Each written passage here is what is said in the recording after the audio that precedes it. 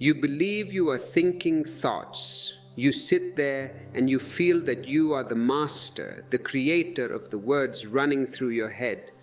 But listen to me closely, for the danger is very subtle and very deep, slowly, quietly, without you even noticing. You are not thinking thoughts, you are becoming them. Every single thought you repeat is shaping your mind. It is carving a groove into your brain. It is shaping your mood, your perception, your relationships, and ultimately your future. If you are not aware of this, if you are asleep at the wheel of your own consciousness, your life is being written unconsciously, one thought at a time.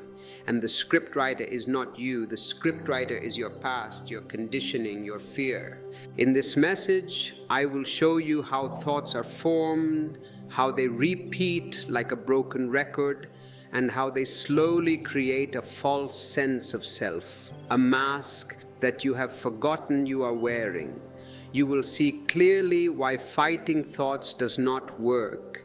You have tried to fight them, haven't you? You have tried to push them away, to suppress them, to force yourself to be positive, and yet they return with greater force. I will show you why awareness alone is enough to loosen their grip. You will learn how to watch the mind without becoming it. This does not require discipline. It does not require torture. It does not require control. It requires clarity.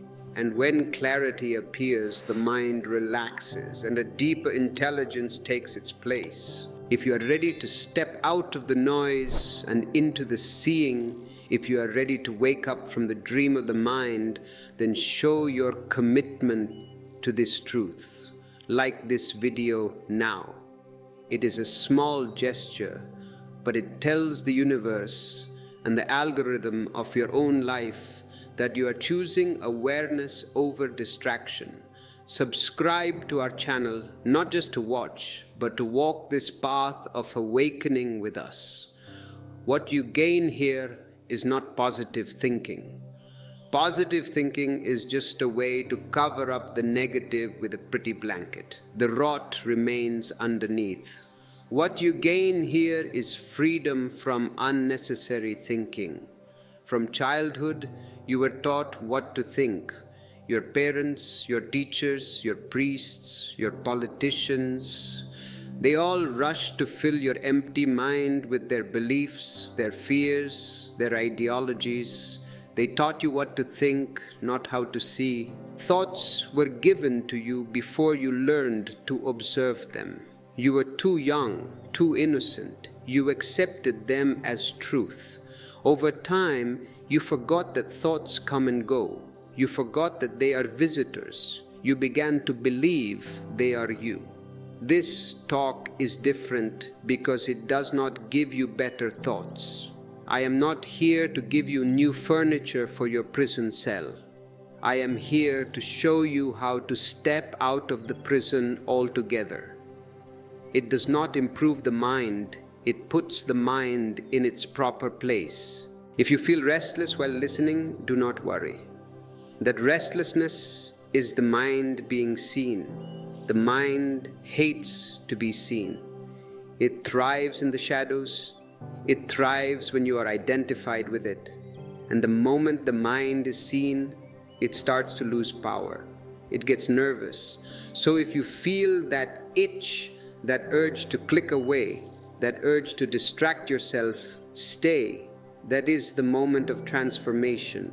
I will take you step by step into how thoughts arise, how they repeat, and how identification is created.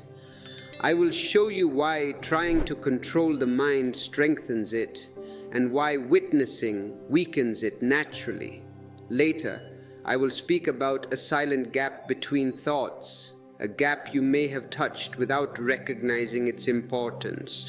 And toward the end, I will bring you to a simple inner shift where the mind continues, but you are no longer trapped inside it. Listen closely, not to learn something new to store in your memory bank.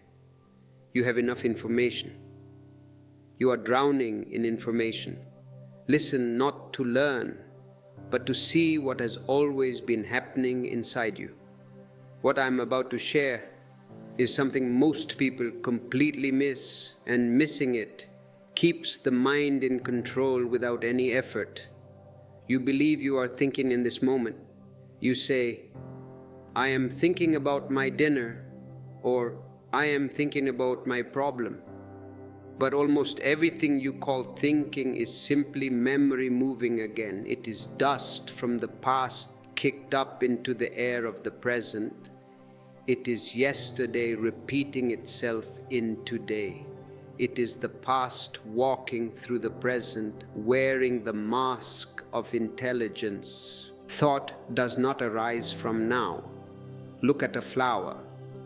In the moment of looking, there is no thought. There is just the flower and your eyes. The moment you say, "This is a beautiful rose," thought has entered. And where did the word rose come from? Where did the concept of beauty come from? It came from the past, from what you have been told. Thought arises from what has already happened, a word you heard 10 years ago, an opinion you absorbed from a newspaper, an experience that left a mark on your heart, a fear that was never understood, never faced. The mind collects these fragments, these dead pieces of the past, and plays them again and again. This repetition gives a sense of continuity, and that continuity feels comforting. It feels like stability. You know who you are because you have the same worries today that you had yesterday. If you woke up tomorrow with no memory, with no old thoughts, you would feel incredibly light, but also incredibly scared. Who are you without your story? The mind clings to the repetition because it feels like safety, but it is not awareness, it is habit. Here is why this matters so deeply. Repetition creates familiarity, and familiarity slowly becomes identity. When the same thoughts appear again and again, I am not good enough, people always hurt me, I must work harder to be loved, you stop seeing them as thoughts. You begin to say, this is how I am, this is who I am, this is how life is. The mind builds a story out of echoes. And once the story is built, you forget that it is only a story. You start living inside it. You become a character in a fiction written by a madman. Think of a broken record playing the same song. The sound continues, but nothing new is happening. The needle moves in a circle, grinding deeper into the groove, and the listener forgets that the song is stuck. Or think of yesterday, echoing into today. The situation may change. You may be in a new house with a new lover, in a new city. The faces may change, but the inner commentary remains the same. You meet life through old conclusions.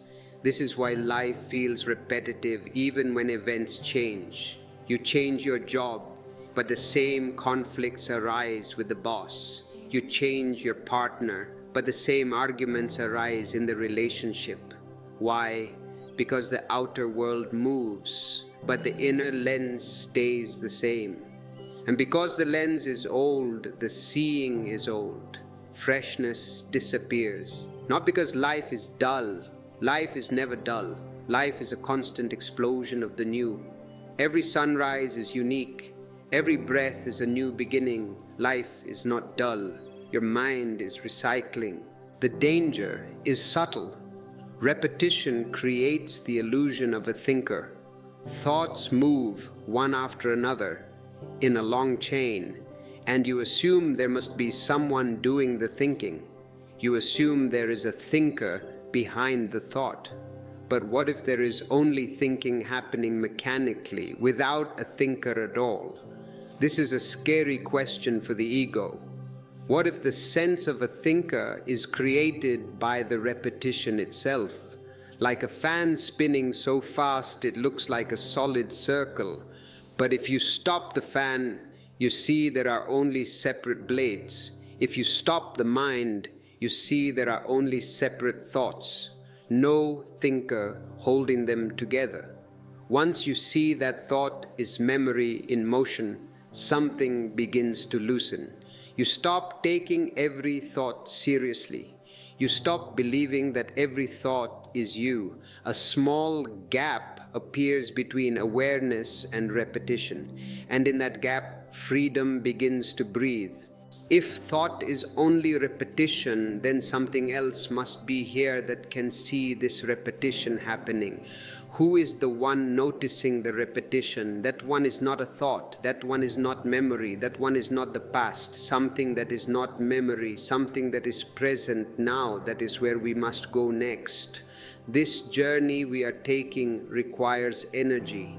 It requires a commitment to the truth. If you find value in these explorations, if you want to support the continuation of this work and help these words reach others who are ready to wake up, consider supporting this channel. You can click the join button to become a member of our inner circle, or use super thanks to offer your gratitude directly. This is not a transaction, it is an energy flow. When you give, you signal to yourself that you value the truth. Now watch carefully, because this is the point where the mind performs its most convincing trick. What I am about to share might seem obvious once it is seen, but until then, it controls almost everything. Repetition does not remain innocent. It doesn't just stay as background noise. Slowly, quietly, it begins to call itself you. The moment a thought repeats often enough, it stops appearing as a passing event and starts feeling like identity. Repeated thoughts become self-image. If the mind keeps saying, I am anxious, I am unlucky, I am not good enough, I am different, I am special, I am broken, you begin to wear these sentences like a face. At first they are just thoughts, floating clouds. Later they feel personal. Eventually they feel unquestionable. You do not just think them, you protect them, you defend them, you explain your life through them. You go to therapy to talk about them for years, cementing them further. This is how personality is formed. Personality is not something you are born with. Look at a baby. Does the baby have a personality? No. The baby is pure essence, pure presence. Personality is accumulated thinking. It is memory layered upon memory until a structure appears. And once this structure appears, you begin to live as if it is solid. You say, this is me, this is how I react, this is how I love, this is how I suffer. You take pride in your chains. You forget that all of it was learned, repeated, and reinforced. The watcher is forgotten here. Awareness was present before the first thought appeared. But as thoughts multiply, awareness becomes distracted. It becomes fascinated by the content. It is like watching a movie and becoming so absorbed in the drama that you forget you are sitting in a theater. You forget the screen. You forget the projector. You only see the story. It starts following instead of seeing. And when awareness follows thought, it disappears into it.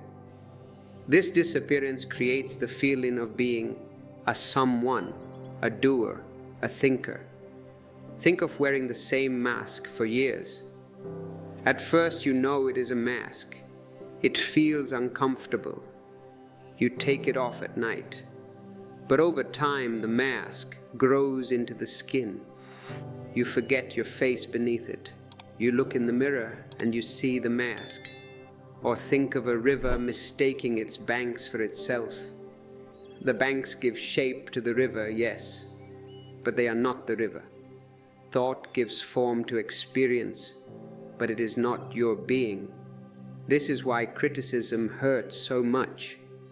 If someone says, you are stupid, why does it hurt? If they said, you have a green nose, you would laugh because you know it is not true. But when they say you are stupid, it hurts because deep down you fear that your mask is cracking. You are defending the thought structure. This is why praise feels intoxicating. It polishes the bars of your cage. You are no longer defending thoughts. You are defending identity. A simple disagreement feels like an attack on your existence. A simple idea feels like a threat. Suffering deepens, not because life is cruel, life is just life, but because identity has become fragile. Anything created by the mind is fragile. It has to be constantly maintained. You have to keep telling yourself the story or it will dissolve. Once identity is formed, suffering follows naturally. It is inevitable. Fear appears because identity can be lost. Desire appears because identity wants to be confirmed, made bigger, made stronger. Comparison appears because identity needs reflection to know where it stands. Am I better than him? Am I richer than her? All of this grows from the same root, forgetting the watcher. The moment you remember that thoughts repeat and identity is constructed, that it is not essential, that it is just a bundle of memories, a great weight begins to fall away. You realize you have been carrying a heavy bag of rocks, thinking it was your own body. You may still have thoughts. The personality may still function. You can still use your name, your job, your role, but you are no longer trapped inside them. You begin to sense yourself as something wider, quieter, more stable than any description. And yet there is another layer that keeps identity glued together even more strongly. Thoughts do not only repeat. If they only repeated, they would be boring. You would get tired of them. But they have a trick. They feel deeply personal. They feel intimate. They feel like your own voice. We must now see why thoughts feel so close, so convincing, so difficult to let go of. We must understand the glue that binds you to your suffering. If you are following this, if you are beginning to see the cracks in your own mask, perhaps you are ready to go deeper. We have prepared materials to help you navigate this inner terrain. Our ebooks are designed not to give you more knowledge, but to provide methods for the awakening. Check the description below to find these tools. They are maps for the territory of silence. Now we move into a layer that binds everything together. Because even when you see that thoughts repeat and identity is constructed, thoughts still feel intimate, almost sacred. You say, but this is my feeling, this is my opinion. They feel like your own voice, and because they feel personal, you trust them. You never question your own mind. You question politicians, you question salespeople, but you never question the salesman inside your own head. This is where identification becomes strongest, and this is where suffering quietly takes root. Thoughts feel personal because they are charged with emotion. A neutral thought passes easily. The sky is blue. There is a tree. These thoughts do not stick. They pass like a gentle breeze, but a thought mixed with fear, desire, pain, or hope that sticks. Emotion acts like glue. When a thought carries emotional energy, the mind says, this matters, this is important, this is me. Slowly you stop seeing the thought and start feeling it as a truth about yourself. Fear and desire are the strongest forces here. Fear says, protect this thought, worry about this, replay this scenario 1,000 times so we can be safe. It never keeps you safe, it only keeps you scared. But the logic of the mind is strange. Desire says, hold on to this thought, it promises happiness. If I get this, I will be complete. Both keep you identified. Both keep you inside the mind, and the more pain a thought carries, the more convincing it becomes. Pain demands attention. It screams. It says, do not look away. And because you are not taught how to observe pain, because you have never been taught the art of witnessing, you drown in it. Think of clouds mistaken for the sky. Clouds move, change shape, disappear. Yet when you forget the sky behind them, you believe the sky itself has become dark. You look up and say, "The sky is gray." No, the sky is never gray. The clouds are gray. The sky is always pure, untouched space. Thoughts are like these clouds, they pass. But when awareness is lost, you believe you are the cloud.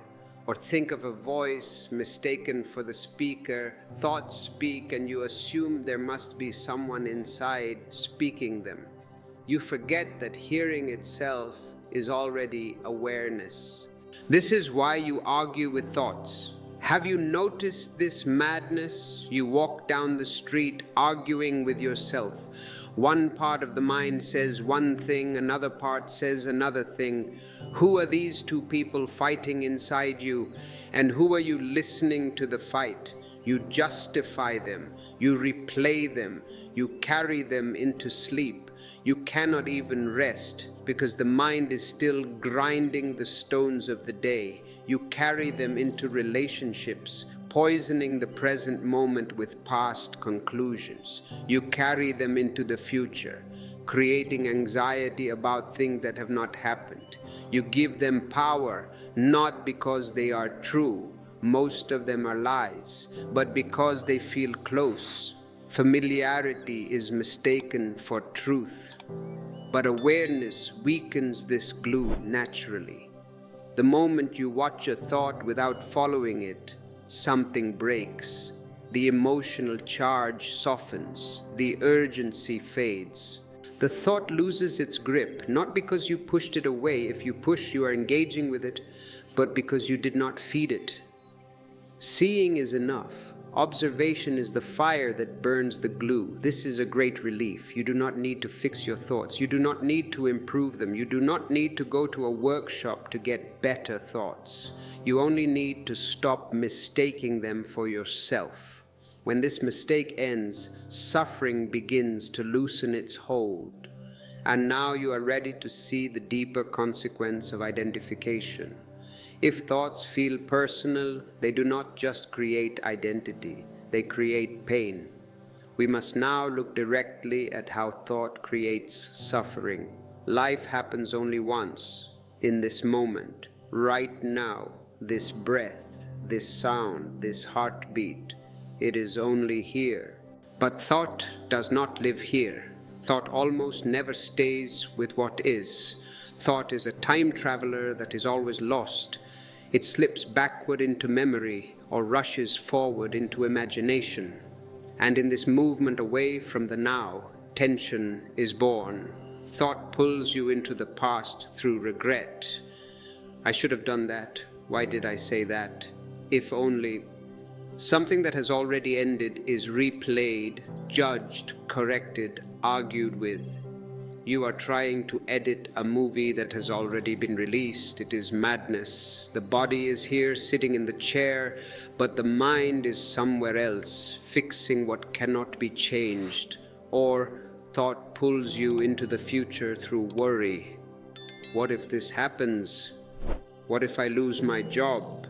What if I get sick?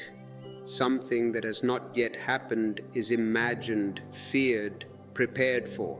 Again, the body is here, but the mind is living in a ghost story. In both cases, the present is abandoned. You are a ghost in your own life.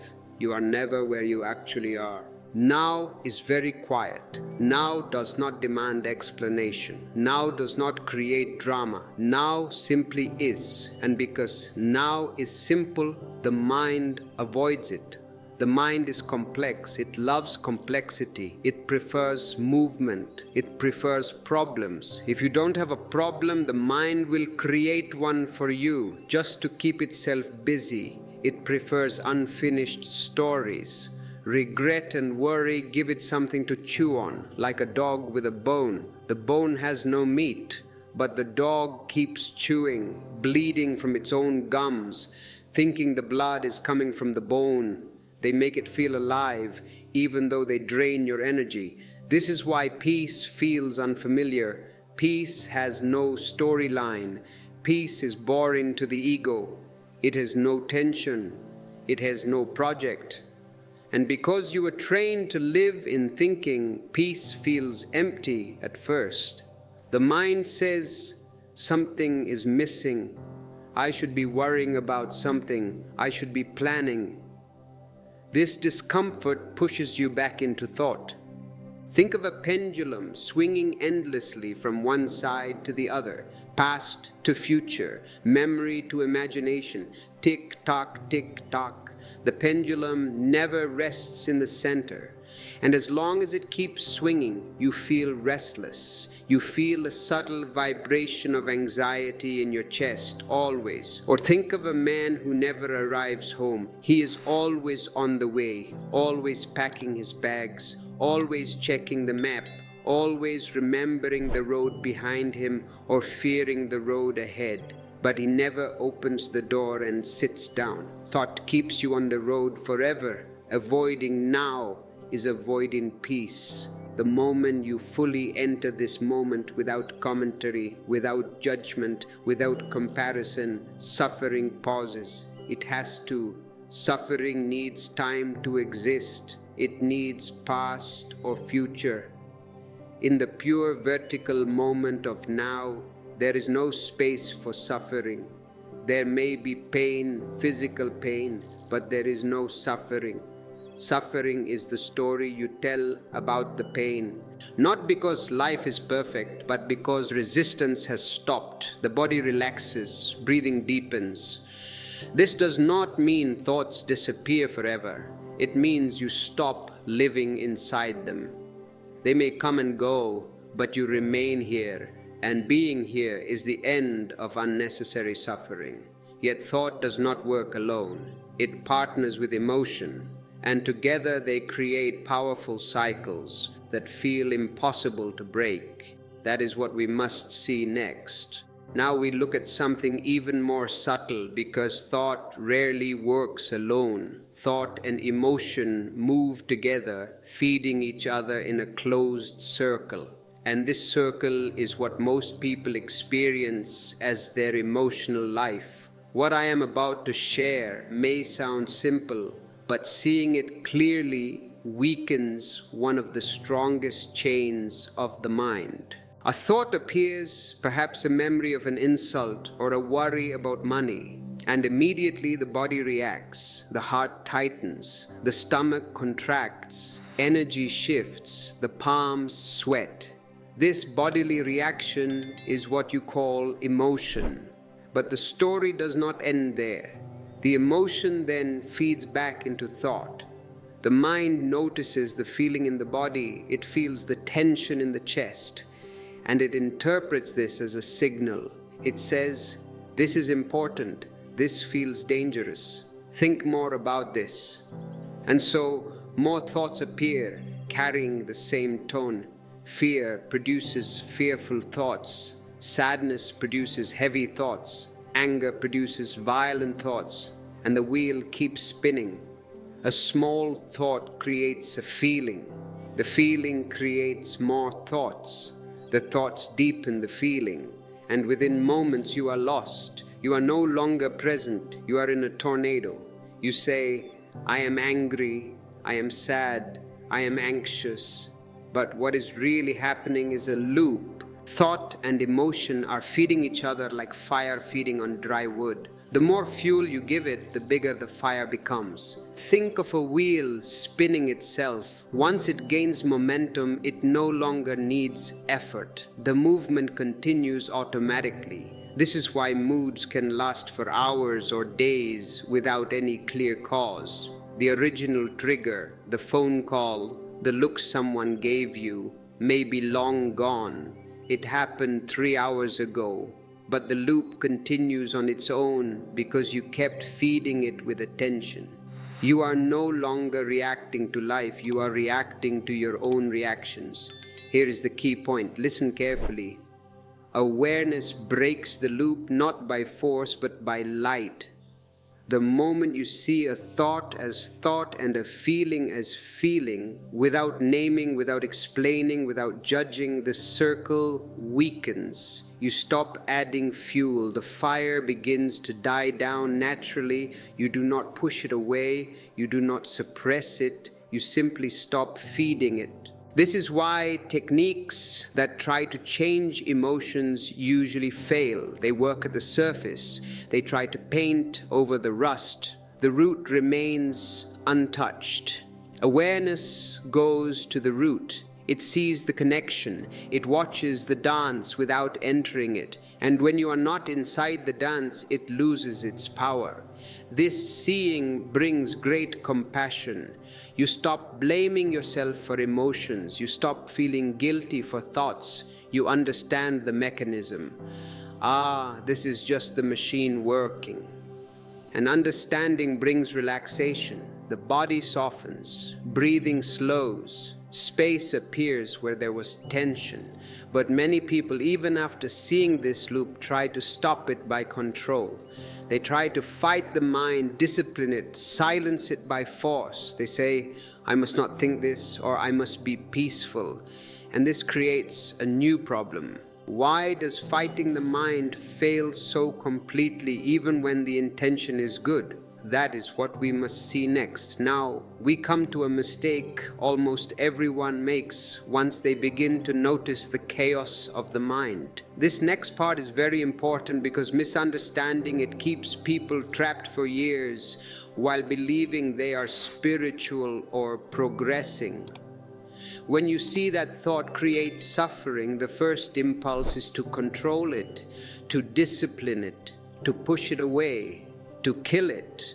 This impulse is understandable. Who wants to suffer? But it strengthens the very thing you are trying to escape. Control creates conflict. The moment you say, this thought should not be here, you divide yourself. One part of you becomes the controller, the policeman. Another part becomes the controlled, the prisoner. And the strange thing is this: both parts are made of thought.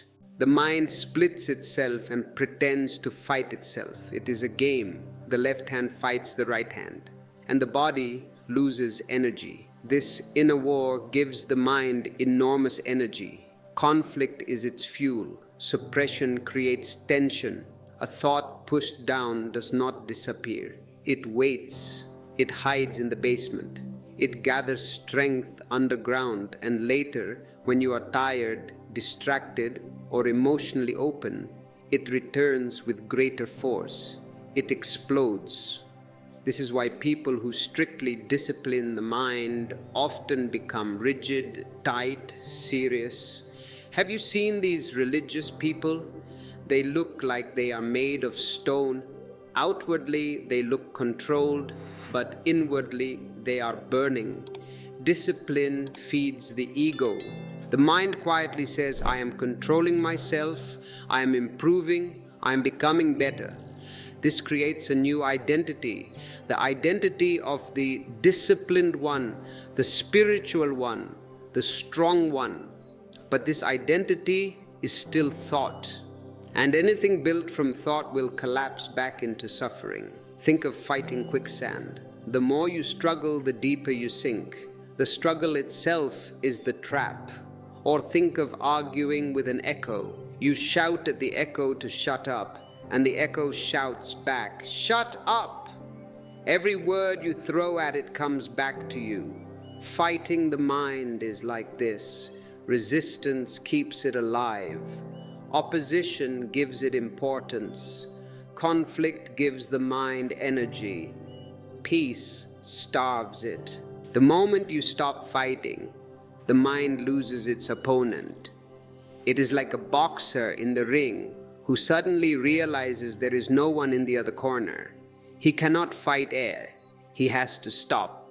The mind slows down, not because you forced it, but because you stopped giving it attention through struggle. This is why observation dissolves what control cannot.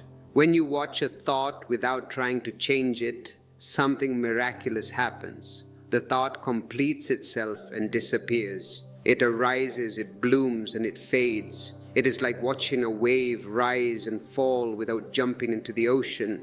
You remain dry. The wave does its work and vanishes. The key is not control. The key is awareness. Awareness has no conflict with thought. Awareness is simply light, and in light, darkness cannot remain. The light does not fight the darkness. The light simply appears, and the darkness is gone. Now we are ready to move from struggle to understanding, from fighting the mind to witnessing it. This is where real freedom begins, not as an idea you read about, but as a lived experience in your own nervous system. Now we move into a completely different dimension, because up to now you have been looking at what the mind does. From here on, you begin to discover who is watching the mind. This next part changes everything. Not because it adds something new, but because it reveals what has always been present. Thoughts come and go, but something in you remains. That something is not a thought. That something is the watcher. Thoughts arise, stay for a moment, and disappear. One thought replaces another. Memories come, images come, words come, emotions follow. But through all of this movement, there is a silent witnessing. You know a thought is there. You know when it changes. You know when it ends.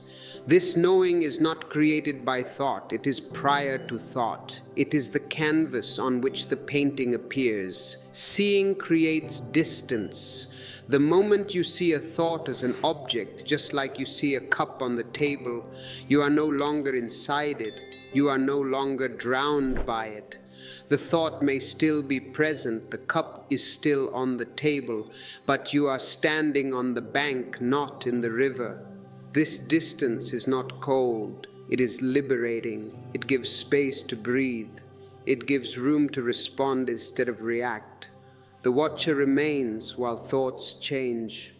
This is a very simple fact, but it has enormous implications. If you can see anger, you are not anger. If you can see the bottle, you are not the bottle. If you can see fear, you are not fear. If you can see a thought saying, I am not enough, then that thought cannot be you. You are the seeing of it, and what you are seeing cannot define you.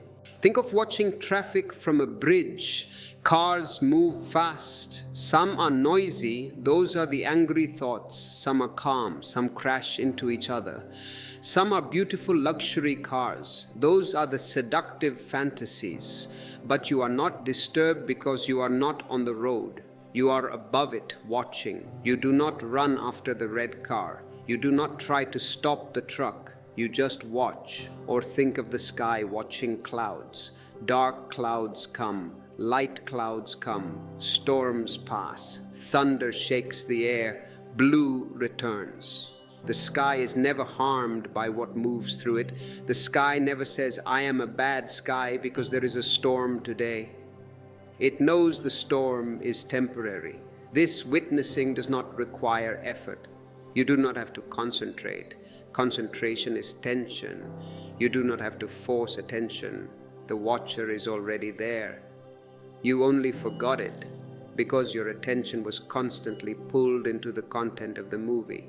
The moment you relax and simply notice, witnessing begins by itself. This is why awareness is effortless and control is exhausting. Control needs energy. It eats your vitality. Witnessing releases energy. Control creates tension.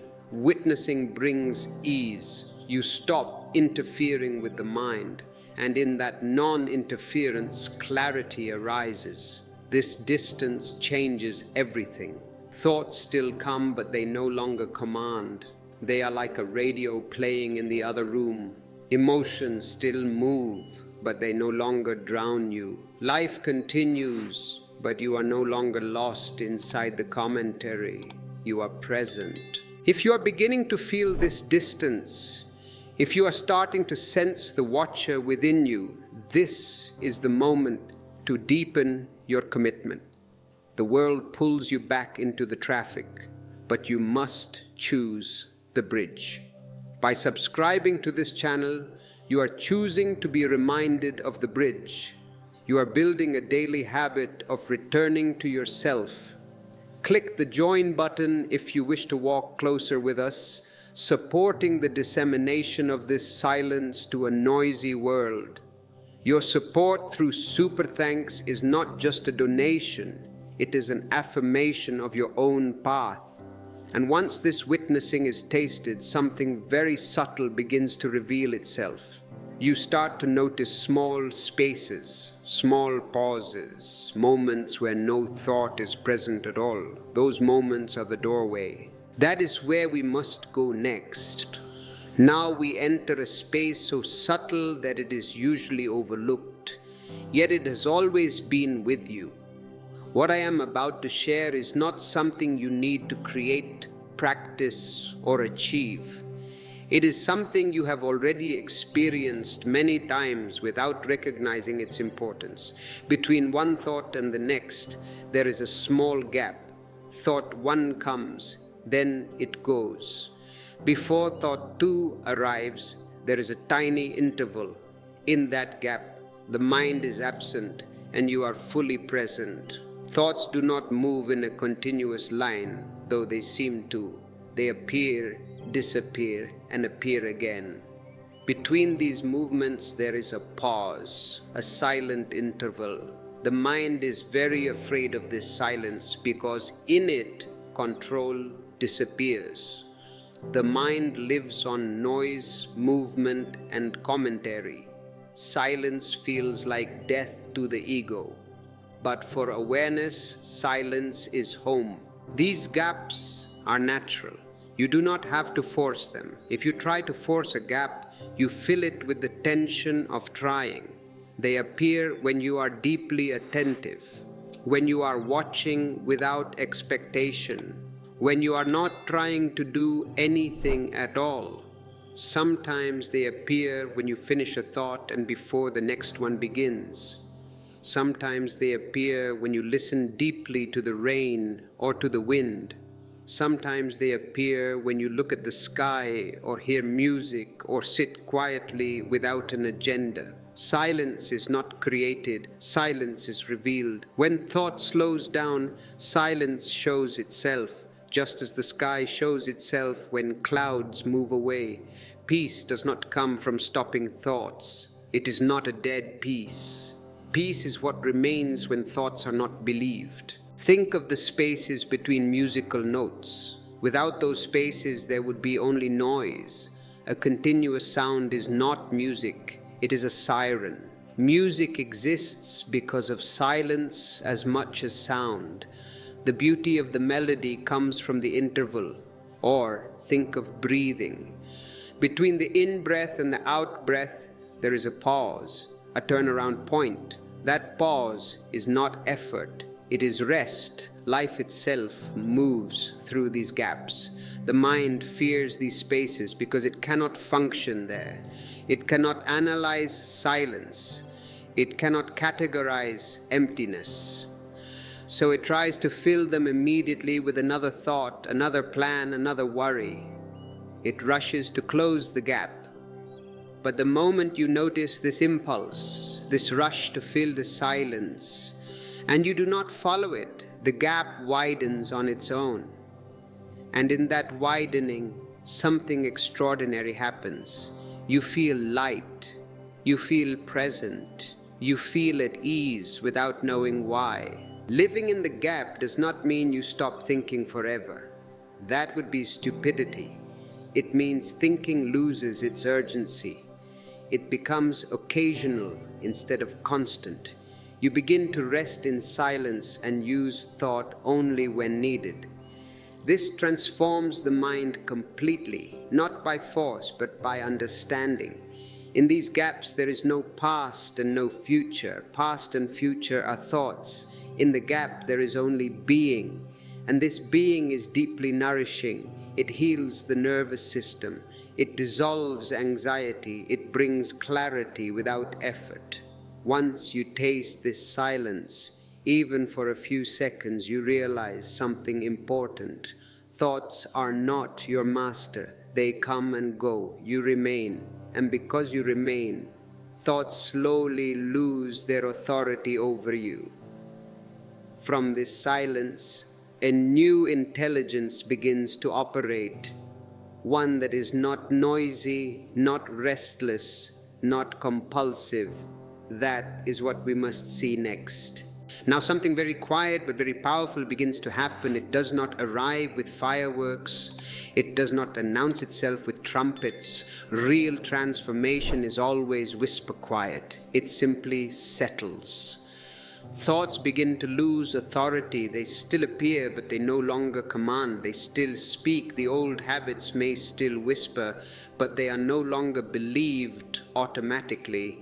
This shift is the real beginning of mastery, because nothing is being controlled and nothing is being suppressed. Authority exists only when belief is present.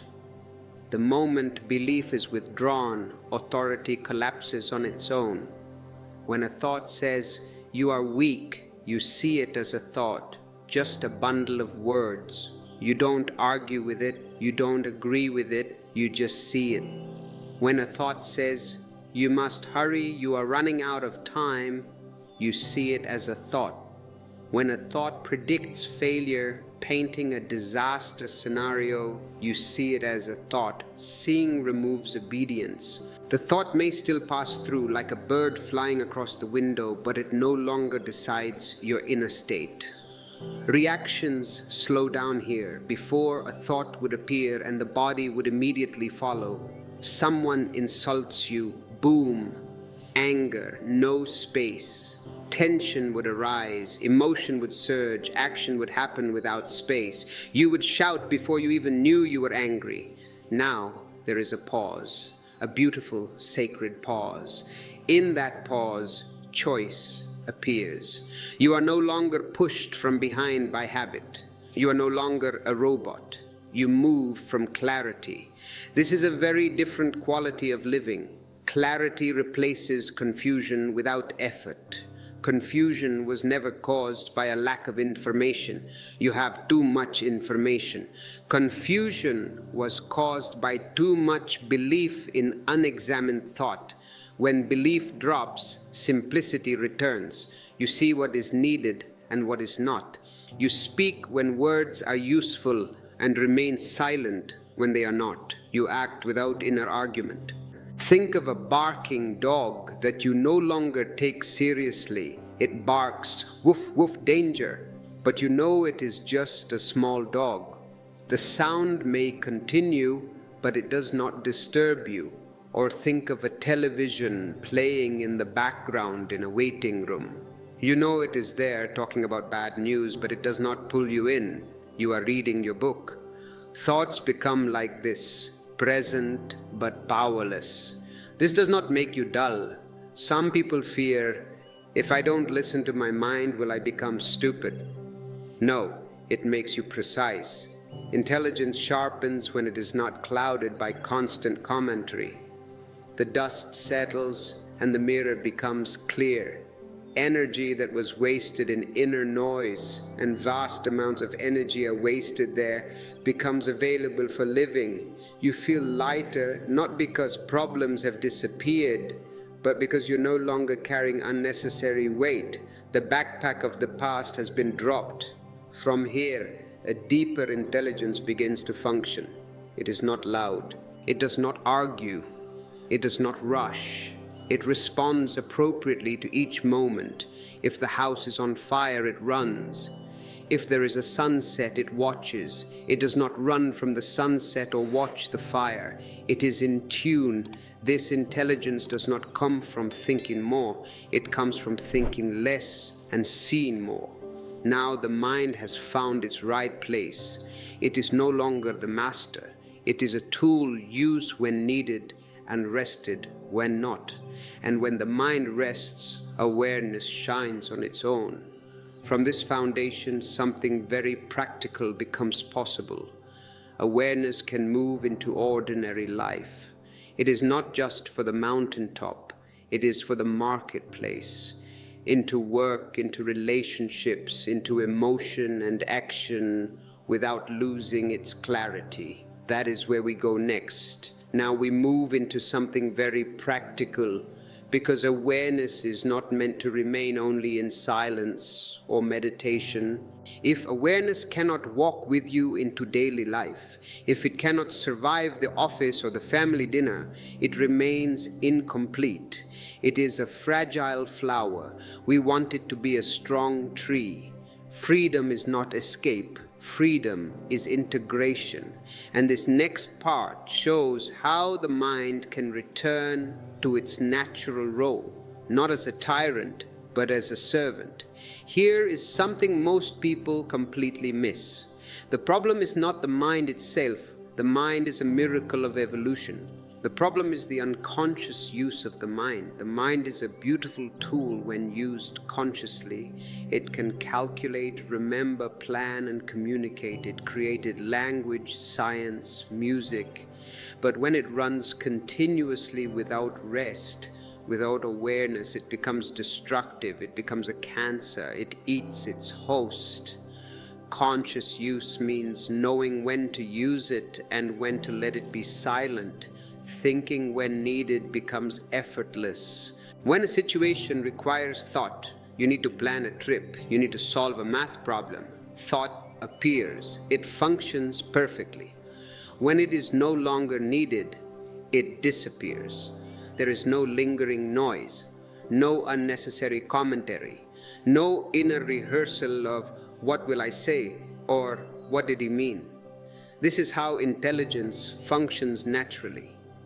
Just as the eyes open when there is something to see and close when rest is needed, the mind can open and close without strain.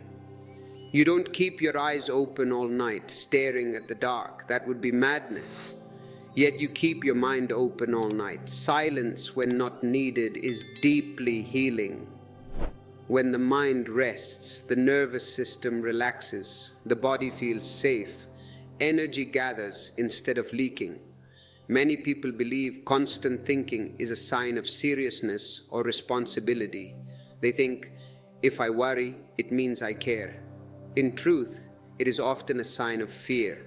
Silence is not laziness. Silence is clarity without effort. Efficiency arises without stress. When the mind is not cluttered, action becomes precise.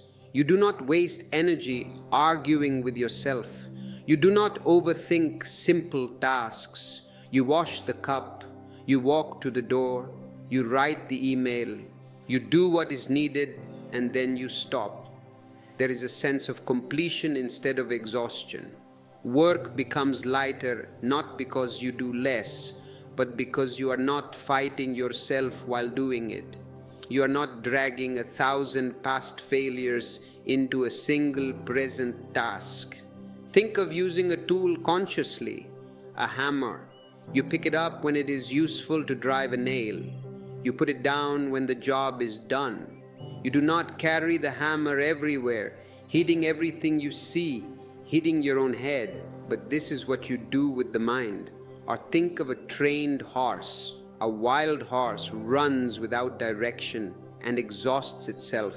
It kicks, it bites, it runs in circles. A trained horse responds when needed and rests when not. The energy is the same, the power is the same, but the direction is different. This shift changes everything quietly. Relationships soften because you listen more than you think. When someone speaks, you are actually hearing them, not preparing your answer. Rest becomes deeper because the mind does not replay the day endlessly. Action becomes cleaner because it is not tangled with doubt and fear. Life begins to flow instead of being pushed. And when awareness is present in thinking, something even more subtle happens. Emotions no longer overwhelm you. They are felt fully, perhaps even more intensely, but they do not drown you. This is the next movement we must understand. Now we enter a place where many people believe awareness will disappear because emotion has always been experienced as something overwhelming, something that takes over completely. You are afraid that if you feel deeply, you will lose control. But this is only true when awareness is absent. When awareness is present, emotion does not disappear, yet it no longer dominates. It becomes a movement, not an identity. Here is something most people completely miss. Emotions are not the problem. Emotions are the juice of life. A life without emotion is dry, desert-like. The problem is identification with emotion. Anger, sadness, joy, fear, love, all arise naturally. They are waves of energy passing through the body. They are like weather fronts moving across the landscape.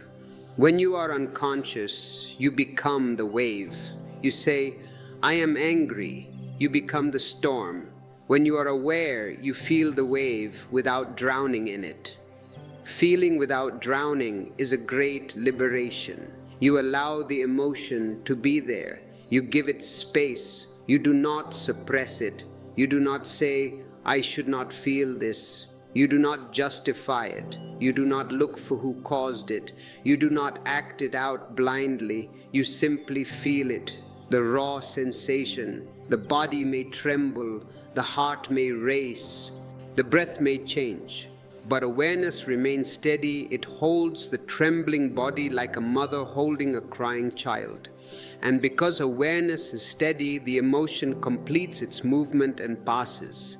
It does not get stuck. Stuck emotion is what we call mood or trauma. Flowing emotion is just energy. Action then becomes clean. You act without reacting. Reaction is always born of unconscious emotion. It is a reflex. Action is born of clarity. In reaction, you are pushed by the past. In action, you move from the present. This difference is subtle but enormous. Reaction leaves regret. You always look back and say, "Why did I do that?" Action leaves peace. Even if the action was difficult, it leaves no residue. Presence enters movement itself. Walking becomes aware. It is not just a means to get somewhere. It is a meditation. Speaking becomes aware. Listening becomes aware. You are no longer split between doing and thinking about doing. Life happens as a single flow. And in this flow, compassion arises naturally, not as morality, not because you should be good, but as understanding. When you see your own emotions clearly, when you see how mechanical the mind is, you stop judging the emotions of others. You see they are also caught in the same machine. You stop taking their insults personally. Think of waves on the ocean. The waves rise and fall, crash and dissolve, but the ocean remains deep and unmoved. The ocean allows the waves. It is the waves. Or think of weather passing through the sky. Storms come, storms go. The sky is never harmed. It never gets wet. It never gets burnt. Awareness is this depth. Emotion is the surface movement. Life becomes simple here, not serious. Seriousness comes from constant inner conflict. Simplicity comes from clarity. You still care, you still respond, but you no longer carry emotional weight longer than necessary. Each moment is met fully and then released. You travel light. From this simplicity, something very profound becomes possible. You begin to sense that you are not the content of experience at all. You are the space in which experience happens. This understanding brings us to the final refinement of mastery. Now we come to the final and most liberating understanding, the one that quietly resolves everything that has been spoken about so far. This next part is not something to practice, it is something to recognize, and once it is recognized, it cannot be forgotten. It is like seeing a hidden image in a picture. Once you see it, you can never unsee it. You are not the thoughts that pass through you. You are the space in which they pass. Thoughts appear like furniture placed in a room. Some furniture is old, some is new, some is ugly, some is beautiful. But you are not the chair, you are not the table, you are the room. Emotions move like images on a screen. A tragedy plays and there are tears. A comedy plays and there is laughter. A horror movie plays and there is fear. But the screen does not scream. The screen does not laugh. The screen does not bleed. You are the screen. Sensations arise like sounds in the air. A bird sings, a car honks, thunder cracks, but the air remains untouched by the sound. You are the space that allows everything to appear and disappear without being damaged. When identity shifts from content to awareness, fear dissolves naturally. Fear needs something solid to threaten. It needs a somebody to attack. When you know yourself as space, there is nothing solid to protect. Can you cut the sky with a knife? Can you burn the sky with fire? No. The sky allows the fire, but it is not burnt. Thoughts of failure may come, let them come. Thoughts of loss may come, let them come. Even thoughts of death may come.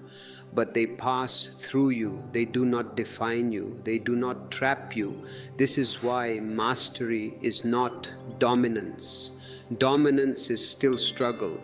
If you try to dominate your mind, you are just another thought fighting another thought. Mastery is disidentification.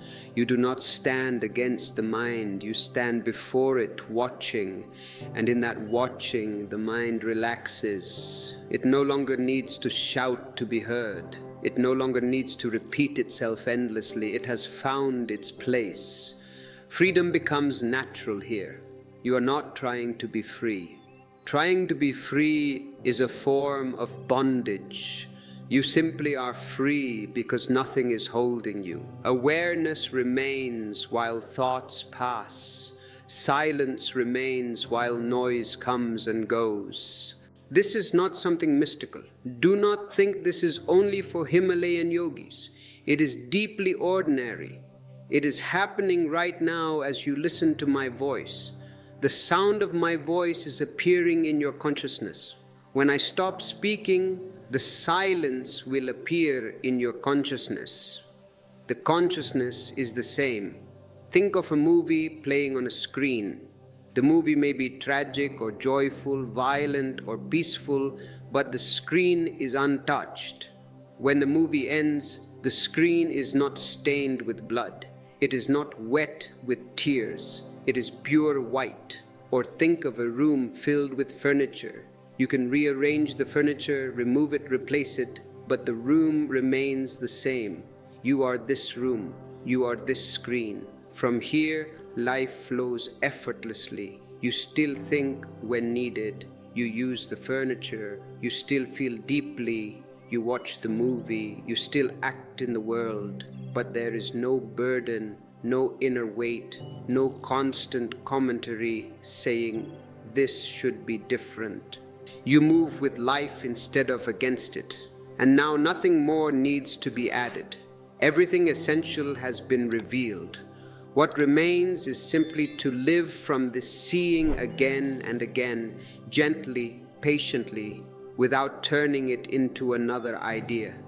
If you are beginning to feel the vastness of this room, if you are starting to recognize the screen behind the drama of your life, this is the moment to anchor this realization. Do not let it just be a nice concept. Make it your reality. We have created specific guides in our ebooks to help you stabilize this witnessing presence in the midst of a chaotic world. You will find the link in the description.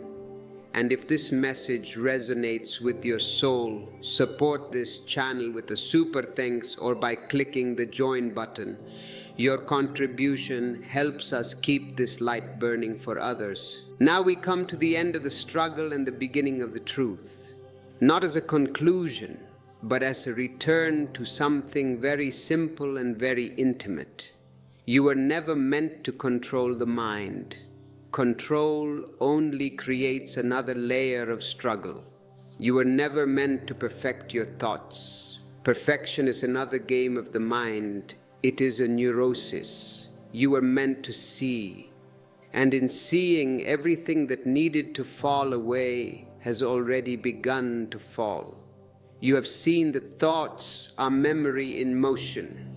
You have seen how repetition becomes identity, how identity creates suffering, and how suffering continues only because thoughts are believed.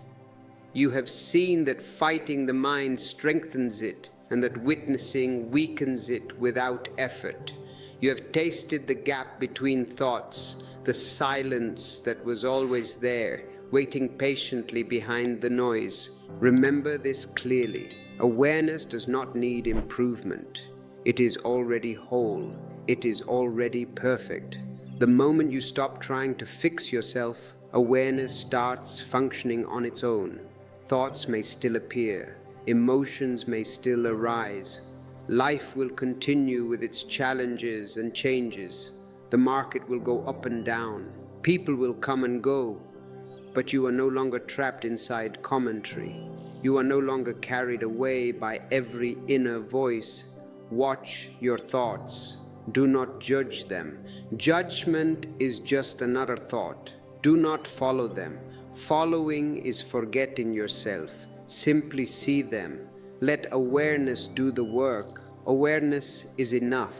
It has always been enough. Everything that you call life is a projection of your own mind. This is a hard truth, but it is the only truth that liberates. The people you love, the pain you feel, the success you chase, all are reflections of your inner film. You are not living in the world, you are living in your own dream about the world. And this dream is made of thoughts. Change the dream, and the world changes instantly. In this journey, I will take you beyond the dream, beyond the thought that creates the dream. You will learn how to become aware of your inner cinema, how to stop being the actor and awaken as the watcher. Then you will see the same energy that creates your suffering can also create your bliss. In this talk, I will reveal how your thoughts shape the texture of your life, how they mold your emotions, your relationships, your destiny. You will learn how to watch thoughts instead of being trapped by them.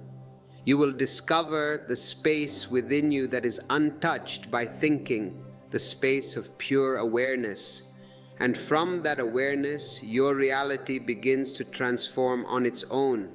You have tried changing your habits. You have tried changing your relationships. You have changed your work, your city, your hairstyle. Yet the same problems return in new forms. Why? Because the root is never outside.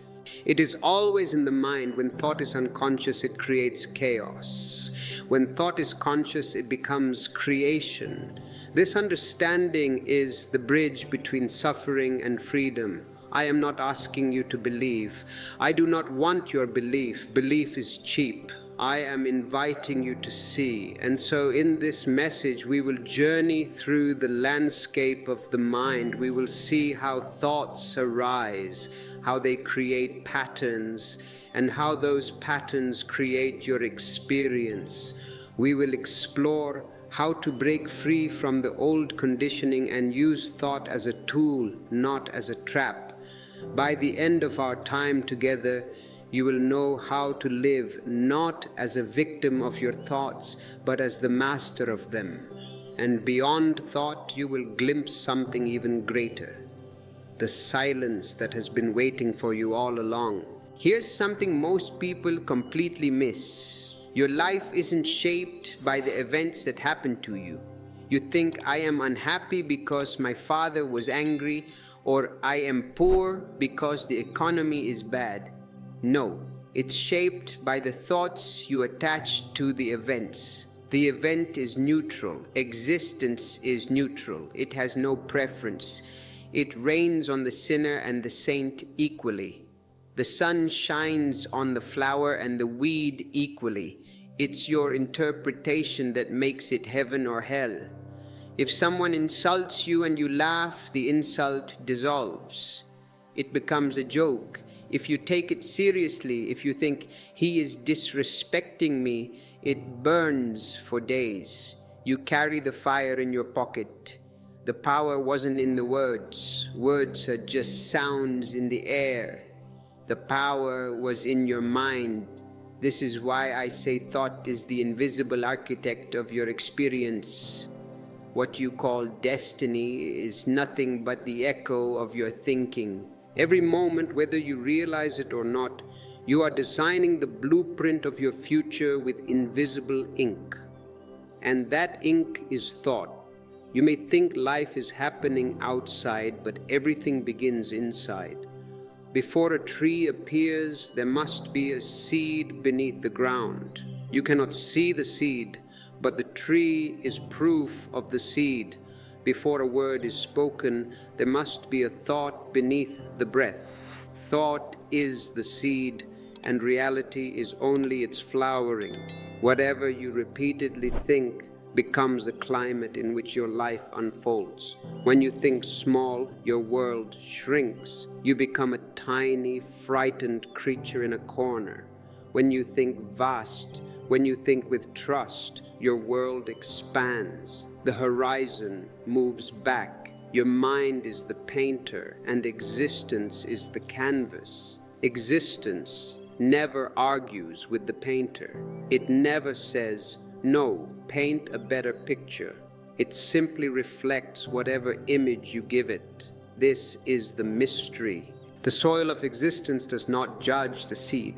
It will grow poison as readily as it grows roses. It only says yes. If you plant fear, existence says yes and grows a forest of fear around you.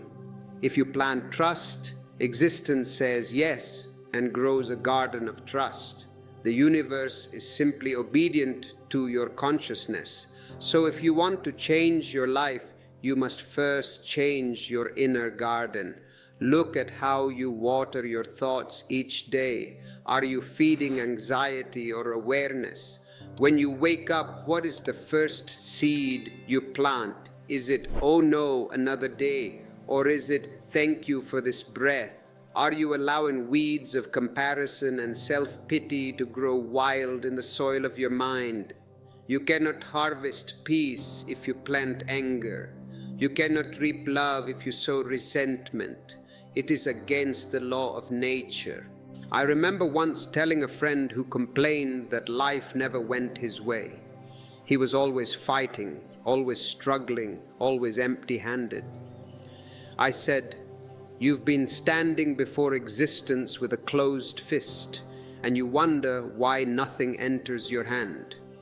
Life gives, but only to the open palm. Thought is that opening. A thought filled with trust opens the door. A thought filled with doubt closes it. It locks it and throws away the key. The key is in your awareness. If you can watch the thought before it becomes emotion, before it becomes word, before it becomes action, you can transform it. You can catch the seed before it falls into the soil. When I was young, I used to sit quietly for hours, watching the clouds drift over the sky. I did nothing, just watching, and one day it struck me. Clouds come and go, but the sky remains untouched. That's how thought works. The sky is your consciousness, eternal and pure. The clouds are your thoughts, passing and momentary. But because you've forgotten the sky, you become identified with the clouds. You become worried when they are dark, excited when they are bright. Yet the clouds don't matter. What matters is the vastness behind them. Once you see this, you begin to understand the law of reflection. The world you see outside is your inner weather projected outward. When you're peaceful, the world looks peaceful. Have you noticed? When you are in love, Even the traffic noise sounds like music. The stranger on the street looks like a friend. When you're angry, even beauty irritates you. The bird singing disturbs you. You say, "Why is that bird making so much noise? So much." When your mind is calm, even chaos becomes harmony. If you're disturbed inside, no matter where you can go to the Himalayas, you can go to a monastery, you'll carry your disturbance with you. It is in your luggage. It will color everything you see. This is why people keep changing their homes, their partners, their jobs, but not their minds. They think, if I just move to a new city, I will be happy. They move, and for 3 days they are happy. On the 4th day, the same misery arrives because the mind arrived with them. They polish the mirror, yet never wash the dust from their own face. And what's that dust? It's thought. Layer upon layer of forgotten impressions, fears, memories, and expectations. You've collected so many that now you can't see clearly through the mirror of your mind. Meditation isn't about adding something new. It's about cleaning away what hides your reflection. Once the mirror is clear, life shines back at you exactly as it is. Perfect, complete, whole. You see, the danger of unconscious thought is that it doesn't stop creating simply because you are unaware. The machine doesn't turn off when you are asleep. Even when you sleep, your mind continues to project dreams, and when you are awake, it does the same, only with open eyes. The mind is a restless magician creating illusion after illusion, and you are hypnotized by your own magic. The moment you wake up, the spell breaks. That's what awareness is, waking up from the dream of thought. One night a disciple came to me troubled by nightmares. He looked exhausted, pale, trembling. He said, "Master, every night I dream of snakes and darkness. They are everywhere. I cannot sleep. I am afraid to close my eyes." I told him, "It is not the night that gives you snakes. The night is innocent. The night is just darkness, restful and cool. It is your mind that breeds them. Your mind is a snake factory. Clean the mind, and your nights will become peaceful." I gave him a meditation to do before sleep, just to watch the mind, just to clear the dust. Within weeks, his dreams changed. Instead of snakes, he began to dream of rivers, of moonlight, of open sky. What changed? The outer. Did the night change? No, the inner changed. The unconscious creator suffers in his own creation because he doesn't know it's his own. He thinks the snakes are attacking him from the outside. But once you become aware, you begin to see how every experience is a mirror reflecting your own vibration. The angry man meets anger wherever he goes. He finds it. He provokes it. The loving man finds love in every direction. Existence doesn't discriminate, it only echoes. Now, once you see that your thoughts are the blueprint of your life, the next question arises, a very dangerous question for the ego. Who is it that thinks these thoughts? Who is the one behind the creation? And if you can find that one, if you can turn inward and discover the thinker himself, then you will have found something even more powerful than thought. You will have found the witness. When I say go beyond the mind, I do not mean that you must destroy it or fight against it. Because fighting the mind is still being caught inside it. To fight, you have to be on the same level as the enemy. The mind loves resistance. It feeds on struggle. If you say, "I will stop thinking," the mind says, "Good challenge. Let's see you try." The more you try to silence it, the louder it becomes. The real silence happens not by suppression, but by seeing. The moment you can see the mind as separate from yourself, something miraculous begins to happen. A distance appears. And that distance is the beginning of freedom. It's like suddenly realizing you were inside a dream, and for the first time knowing that it was a dream. Usually when you dream, you think it is real. If a tiger chases you in the dream, you run. Your heart beats fast, you sweat. But if you suddenly realize this is a dream, do you need to run? No, you can stand there. The tiger can roar, but it cannot hurt you. You don't have to stop the dream, you simply wake up. That awakening is what I call witnessing.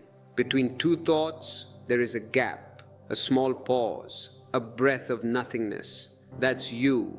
That silence is your true name. You are not the thought that comes and goes. You are the space in which it comes and goes. Thought is temporary. It is a tourist. You are eternal. You are the home. Imagine sitting by the side of a flowing river. The water moves endlessly. Sometimes it is gentle, clear, beautiful. Sometimes it is wild, muddy, full of debris. And you simply watch. You sit on the grass. You don't have to stop the current. You don't have to jump in and clean the water. You don't have to follow the water to the ocean. You only need to observe. The river is your mind, and the watcher on the bank is your consciousness. Most people have fallen into the water.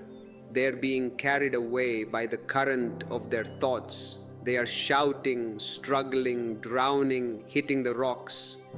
They believe the river is all there is.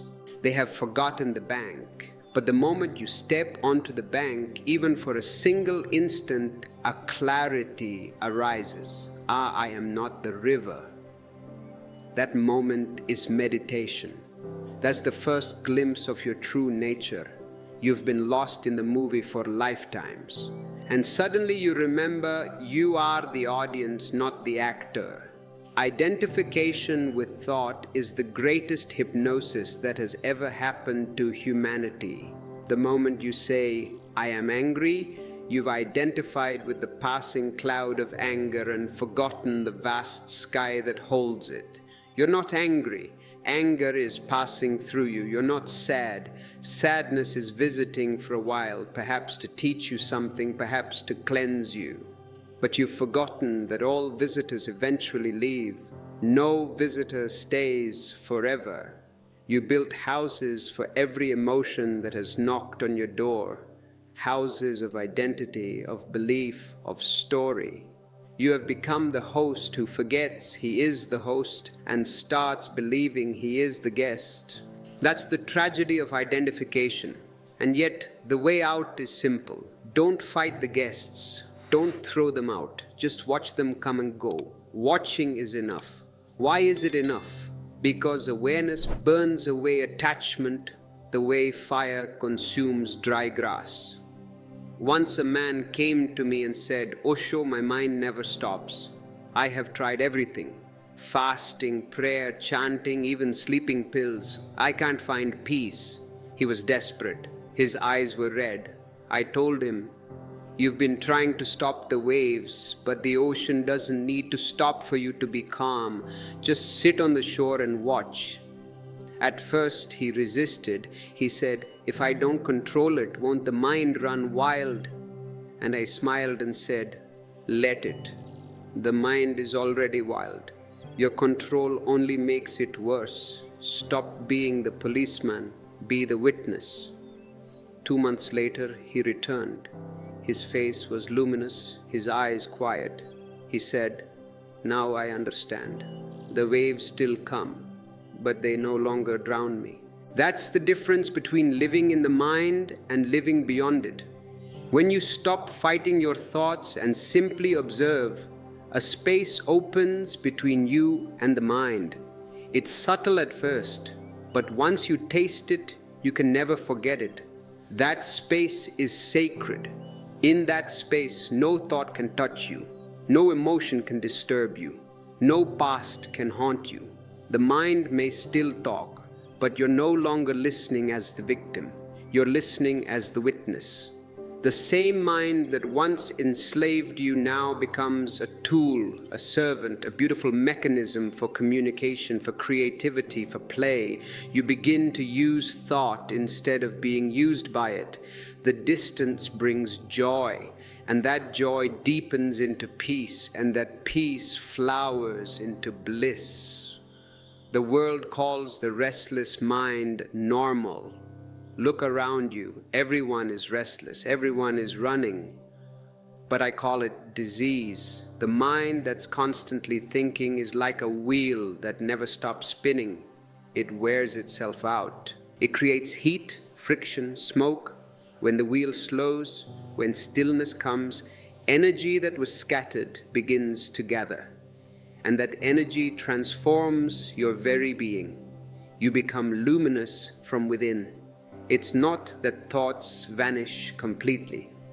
They still appear, but now they are like ripples on the surface of a vast, silent lake. You can look at them, admire them even, but they no longer distort your reflection. That reflection, that awareness, is who you truly are. And remember, you cannot create awareness. You can only recognize it. It's been there all along, waiting behind the noise of your thoughts.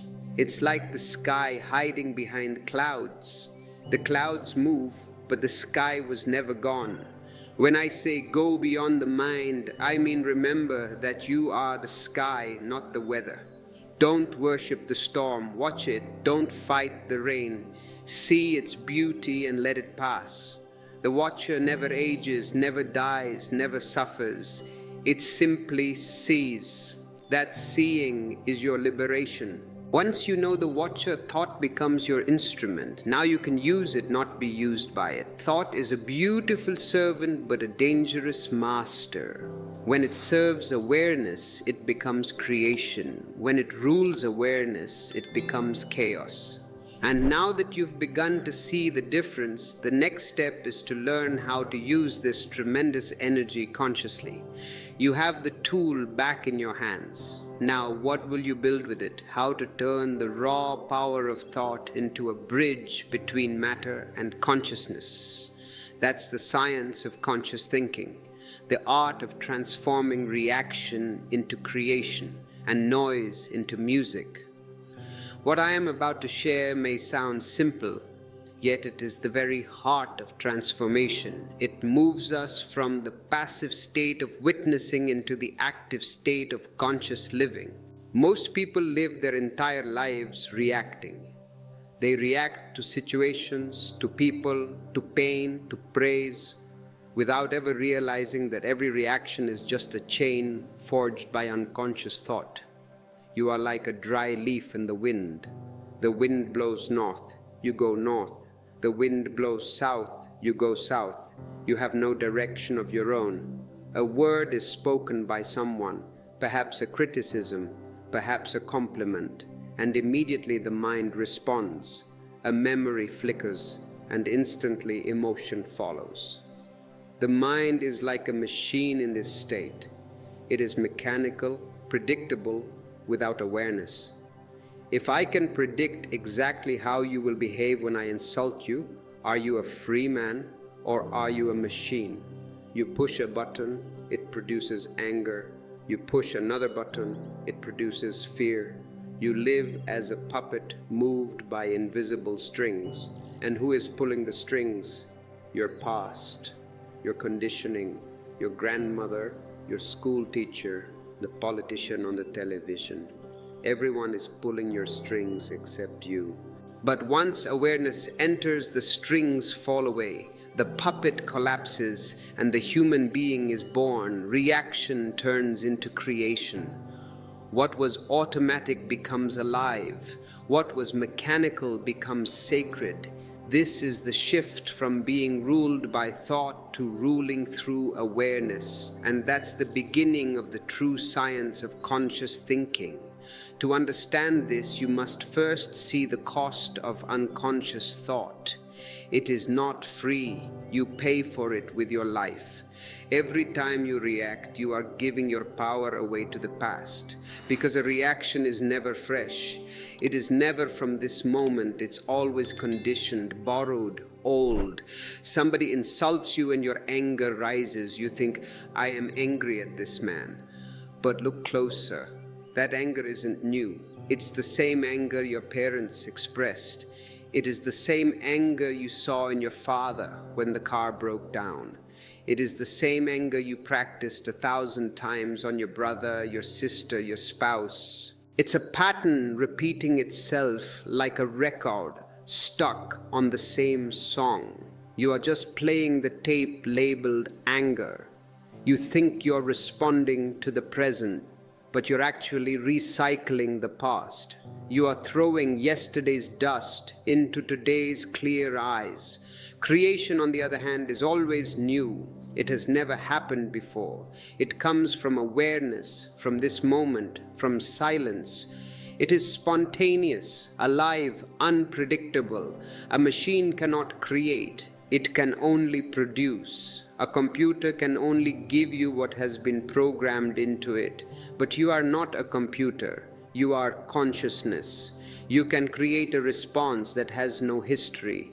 You can only create when you're awake, never when you're asleep. So, how to move from reaction to creation? How to break the machine? Start by slowing down. The mind wants to rush. Reaction is fast because it is a survival mechanism. It wants to hit back immediately. But you are not in the jungle. You are not being attacked by a tiger. You are just being attacked by words. Whenever a situation arises, don't rush to respond. Just pause, stop. Take one breath, then another. Feel your inner space. Let awareness flood the gap before the thought forms words. In that gap, you are cutting the fuse before the dynamite explodes. In that small pause, you will glimpse freedom.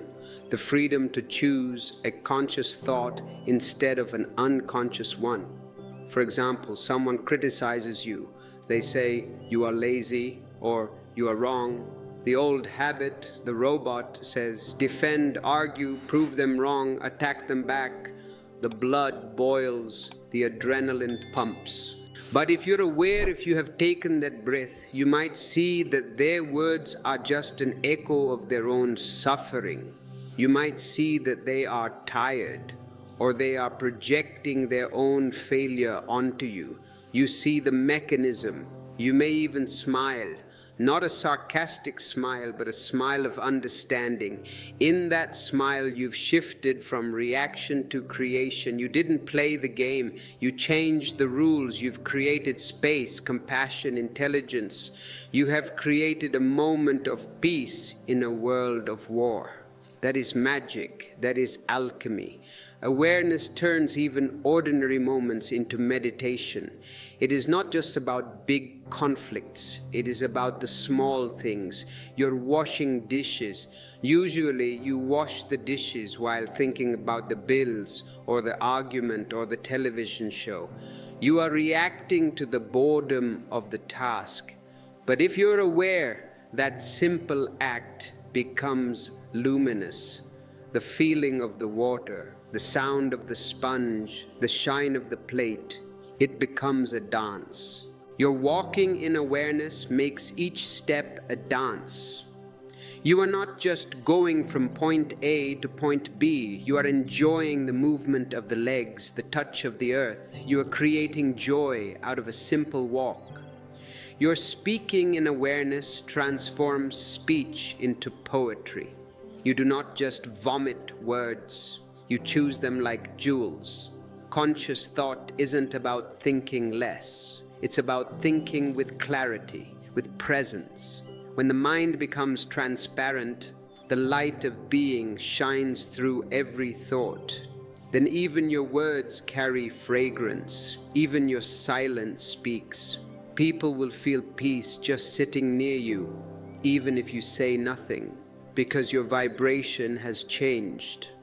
And this brings us to the second great pillar of conscious thinking, resonance. Thoughts have their own frequency. They are not just abstract nothings. They are energy. They are broadcasts. Fear vibrates low and heavy like a drumbeat in the dark. It is dense. It pulls you down toward the earth. Love vibrates high and soft, like a flute carried by the wind. It is light. It pulls you up toward the sky. Every thought you think sends ripples into the universe. You are a broadcasting station. 24 hours a day, you are transmitting a signal. I am sad, I am needy, I am angry, or I am grateful, I am trusting, I am love.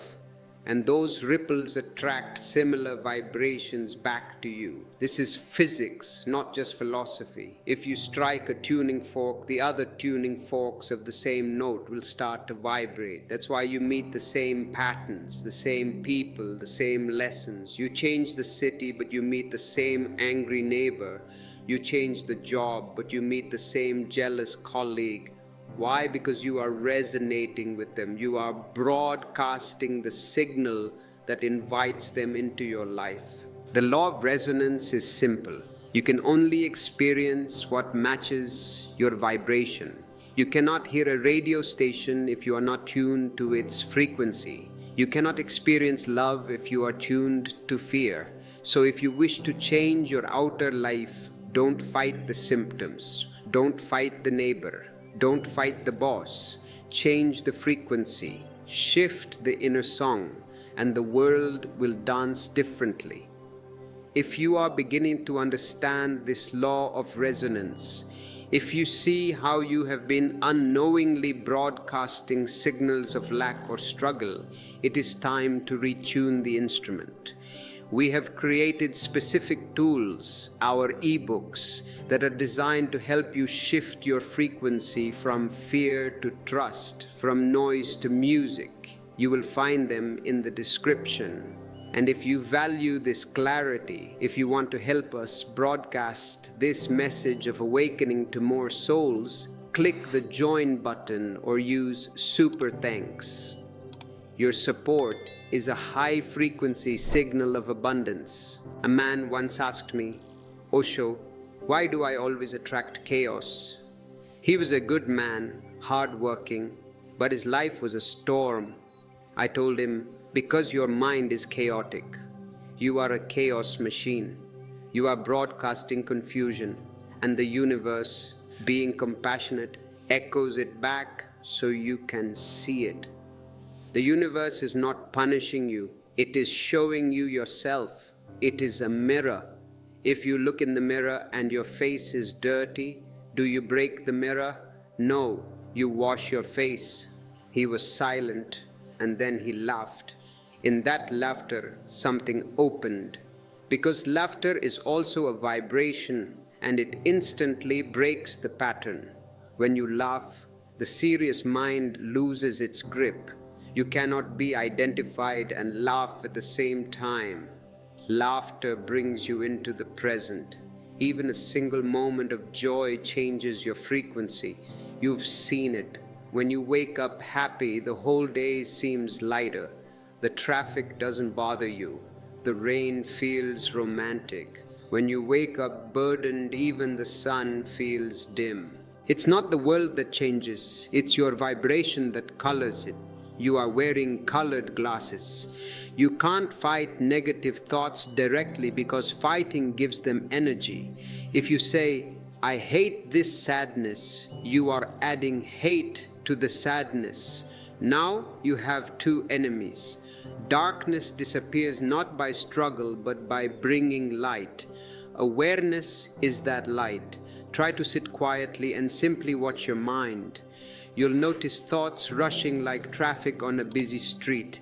It is rush hour inside your head, honking, shouting, speeding. Don't jump into the cars, don't chase the thoughts, don't try to direct the traffic. Stand on the sidewalk and observe. The mind honks, it rushes, it collides, but you remain untouched. You are the pedestrian. Slowly, as you keep watching, the traffic begins to thin. Why? Because the traffic is fueled by your interest. When you lose interest, the drivers go somewhere else.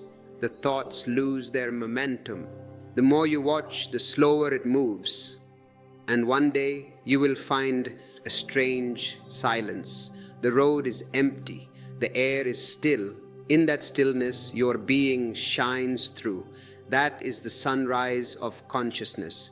Once a disciple asked me, "Master, how do I stop bad thoughts?" He was very moralistic. He wanted only good thoughts. I said, "Don't stop, watch." Stopping is still doing. Stopping is violence. Watching is pure being. The mind is like a naughty child. If you lock the child in his room, he will kick the door and scream. The more you say don't, the more it resists. The more you say, "Don't think of a monkey," the more the monkey appears. Just observe with love, and the child calms down. Within days, he returned to me with tears in his eyes. He said, "The thoughts still come, but now they pass like shadows. They no longer bite." That's the miracle of awareness. It transforms without effort. It's not suppression, it's alchemy. It turns the lead of the mind into the gold of consciousness. You see, meditation isn't about escaping thought. It's about mastering its rhythm. It is about knowing how to turn the volume up and how to turn it down. When you play an instrument, you don't destroy the strings. You tune them. If the strings are too loose, there is no sound. If they are too tight, they break. The mind is that instrument. Learn to tune it to harmony. A tuned mind becomes the bridge between matter and consciousness. It connects the earth to the sky. Through such a mind, the infinite expresses itself in the finite. The eternal speaks through the temporal. That's how enlightened beings create. When a poet writes a line that makes you cry, do you think he thought about it? No, it came through him. He was the flute. The breath came from beyond, not through effort, but through alignment. Their thoughts are transparent. You can see right through them to the silence behind. Their emotions are clean. Their words are spontaneous. They don't think. They allow thinking to happen through them. When your thoughts become conscious, creation turns into art. Your life becomes a masterpiece. But art is incomplete without love. The energy that gives life to every thought is love. Without love, thought is dry, mechanical, logical. It is like a plastic flower. It looks perfect, but it has no smell, no life. It can build machines, but it cannot bring joy. It can build nuclear weapons, but it cannot build peace. To truly create, you must infuse thought with the fragrance of the heart. The next step, therefore, is to understand the secret of love and gratitude. The currents that turn thought into divine energy. These are the wings that allow thought to fly. Only then does creation stop being personal and become a celebration shared with existence itself. What most people call love is not love. It is a biological trick. It is a psychological need. It is only attachment wrapped in beautiful words. I love you because you make me feel good. That is trade, not love. I love you, so you must do what I say. That is slavery, not love. Real love is not possession, it is presence. It is not something that clings. It is something that gives endlessly without calculation, without fear of loss. It shines like the sun. The sun does not ask, "Will the flowers pay me back for my light?" It just shines. Love is the highest form of thought because it is the moment when thought dissolves into pure feeling. It is the melting point of the mind, when the mind becomes so full of light that it forgets itself entirely. When love enters, thought bows down. Logic realizes its limit. It no longer tries to control, it begins to serve. The mind becomes the servant of the heart, and that is the right hierarchy. The heart should be the master, and the head should be the servant. In your world, the head is the master, and the heart is a beggar. That is why there is so much misery. When you think with love, you think with clarity. compassion, and intelligence that is far beyond intellect. Intellect is sharp, it cuts. Intelligence is warm, it heals. A single thought born out of love has more power than 1,000 prayers spoken in fear. You can pray in the church for hours, but if your heart is full of fear, the prayer falls to the floor. But one thought of pure love, for a child, for a flower, for a stranger, reaches the stars instantly. When you infuse your thinking with love, every intention becomes creative, every word becomes healing, and every action becomes divine. You see, thought alone is dry. It can describe the ocean, but it cannot make you wet. You can read 1,000 books about water, but your thirst will not be quenched. Love is the rain that brings life to the desert of intellect. A man who thinks without love becomes clever, but not wise. The world is full of clever people. Politicians are clever. Criminals are clever. Being clever is easy. You just need a sharp mind. But wisdom needs a heart. He can invent machines, but he cannot create music. He can construct cities, but he cannot build harmony. He creates noise, concrete, and stress. Love brings rhythm to thinking. It makes logic dance. It softens the edges. When the mind and the heart move together, they create a bridge between heaven and earth. That bridge is what I call creative consciousness. Without love, thought is like a lamp without oil. It flickers, it fades, it dies, it has no sustain. With love, even darkness begins to shine. Love is not something you do, it's something you remember. It is not a task, it is your nature. You were born in love. It was your first language, your first vibration. Before you knew English or Spanish or Japanese, you knew love. You drank it with your mother's milk. A child doesn't think about loving. He simply loves the trees, the sky, the laughter, even the tears. He is open. He is vulnerable. Slowly, society teaches you to replace love with fear. Don't talk to strangers. Don't trust anyone. Protect yourself. They teach you to build walls. They replace love with desire, with comparison. Look at your neighbor. He has a bigger car. And yet, deep down, the heart keeps whispering, reminding you of the original song. You cannot kill it. You can only bury it. To think consciously is to bring the mind back in tune with that song. It is to excavate the heart. When love becomes the background music of your being, every thought you have vibrates differently. Even if you are thinking about business or cooking or driving, if the background is love, the quality changes. It becomes soft, understanding, alive. It no longer creates separation, it creates communion. And then comes gratitude, the fragrance that blossoms when love meets awareness. Gratitude is the ultimate state of intelligence because it says yes to existence. The stupid mind says no. The intelligent mind says yes. When you are grateful, you are in harmony with the whole. You are flowing with the river, not trying to swim upstream. You stop complaining. You stop asking, why me? Why me is the ego's favorite mantra. And you begin to see the hidden blessings that were always there. You see that even the pain was a teacher. Even the loss made you stronger. Gratitude opens the heart wider, and through that opening, more grace enters. It is a valve. If you close the valve with complaints, no grace can flow. If you open it with thanks, the ocean pours in. This is not a belief, it's a law. It is the mechanics of consciousness. What you thank expands. When you feel grateful for life, life gives you more to feel grateful for. It is a benevolent circle. When you resist life, life reflects resistance back to you. There is a simple truth that few ever realize. Gratitude is not a reaction to happiness.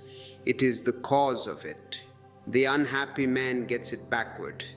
He waits for something good to happen before he gives thanks. He says, first give me the money, then I will be grateful. First cure my sickness, then I will say thank you. And so he remains poor. He remains sick because he is waiting. The awakened man gives thanks first, and life becomes rich in response. He thanks the air before he breathes it. He thanks the food before he eats it. A heart that says thank you to existence becomes magnetic. It draws beauty from every direction. You may have noticed when you wake up with a smile, everything seems to conspire to keep you smiling. The green lights appear. The queue at the bank is short. A friend calls with good news. When you wake up complaining, everything conspires to make you right. You stub your toe. You spill your coffee. The car won't start. You say, see, I knew it would be a bad day. You created it. The universe is neutral, but your thoughts are commands. Gratitude gives those commands a tone of music instead of noise. I remember telling a disciple who once said to me, Osho, I have nothing to be grateful for. My wife left me, I lost my job, my health is failing. He was full of darkness. I asked him, are you breathing? He said, yes. Then there is something to be grateful for. Gratitude begins where complaint ends. If you can breathe, you are royalty. You have the gift of life. Begin with a single breath. It will take you to the stars. Start small. Thank the tea, thank the chair, thank the sunlight. A few months later, he came back transformed. He looked 10 years younger. He said, now everything feels like a gift. Even the challenges seem beautiful. That's what happens when gratitude becomes your lens. Everything begins to sparkle with meaning. The same life that once felt heavy suddenly feels like a song. Love and gratitude are the highest frequencies of consciousness. They are the FM stations of the divine. When you think from that frequency, your thoughts stop creating problems and start creating miracles. A mind filled with love cannot hurt, cannot hate, cannot divide. It becomes a healer. It heals the body, it heals the relationship, it heals the environment. That's why the greatest masters have always spoken of love, not as an emotion, but as the essence of being. Jesus, Buddha, Lao Tzu, they all point to this. Love is the gravity of the soul. It holds everything together. It is the glue of the universe. And when gratitude joins love, it becomes grace. Love opens the door. Gratitude invites the divine to enter. But most people never taste this because they are too busy wanting. They are beggars. They keep asking life for more money, more power, more sex, more fame. And their asking is born from a sense of lack. I do not have. The mind says, I will be grateful when I get what I want. But existence is more intelligent than the mind. It knows your trick. It waits for your heart to open first. When you stop wanting, you start allowing. Wanting says, I don't have. Allowing says, I already have enough. The moment you allow, abundance flows. The dam breaks. This is why I tell you, stop chasing, stop demanding, stop expecting. Sit silently and say thank you for what already is. Let gratitude fill your being until even your thoughts begin to hum with appreciation. Let it vibrate in your cells. Then life will start to respond in the same language. It will speak the language of abundance. I once knew a man who was obsessed with control. He was a businessman, very successful, but very miserable. Every moment of his life was a battle against what is. He planned everything, tried to manipulate everyone, and yet he was always anxious. He was holding the world on his shoulders like Atlas. One day he came to me exhausted. He was ready to collapse. I said, why don't you let go? Why not try trusting life? He said, if I stop controlling, everything will fall apart. This is the great fear of the ego. If I don't hold it, it will fall. I laughed softly and said, everything is already falling apart. That's why you are here. Let it fall. You will fall into grace. A few weeks later, I met him again, and there was peace on his face. He said, for the first time, I did nothing and everything began to flow on its own. That's the power of allowing. When you stop pushing the river, you discover it was already flowing toward the ocean. But why is this silence so difficult to maintain? You may feel it when you are alone, sitting in your room, watching the sunset. It feels easy then. You think, I have arrived. I am peaceful. I am a Buddha.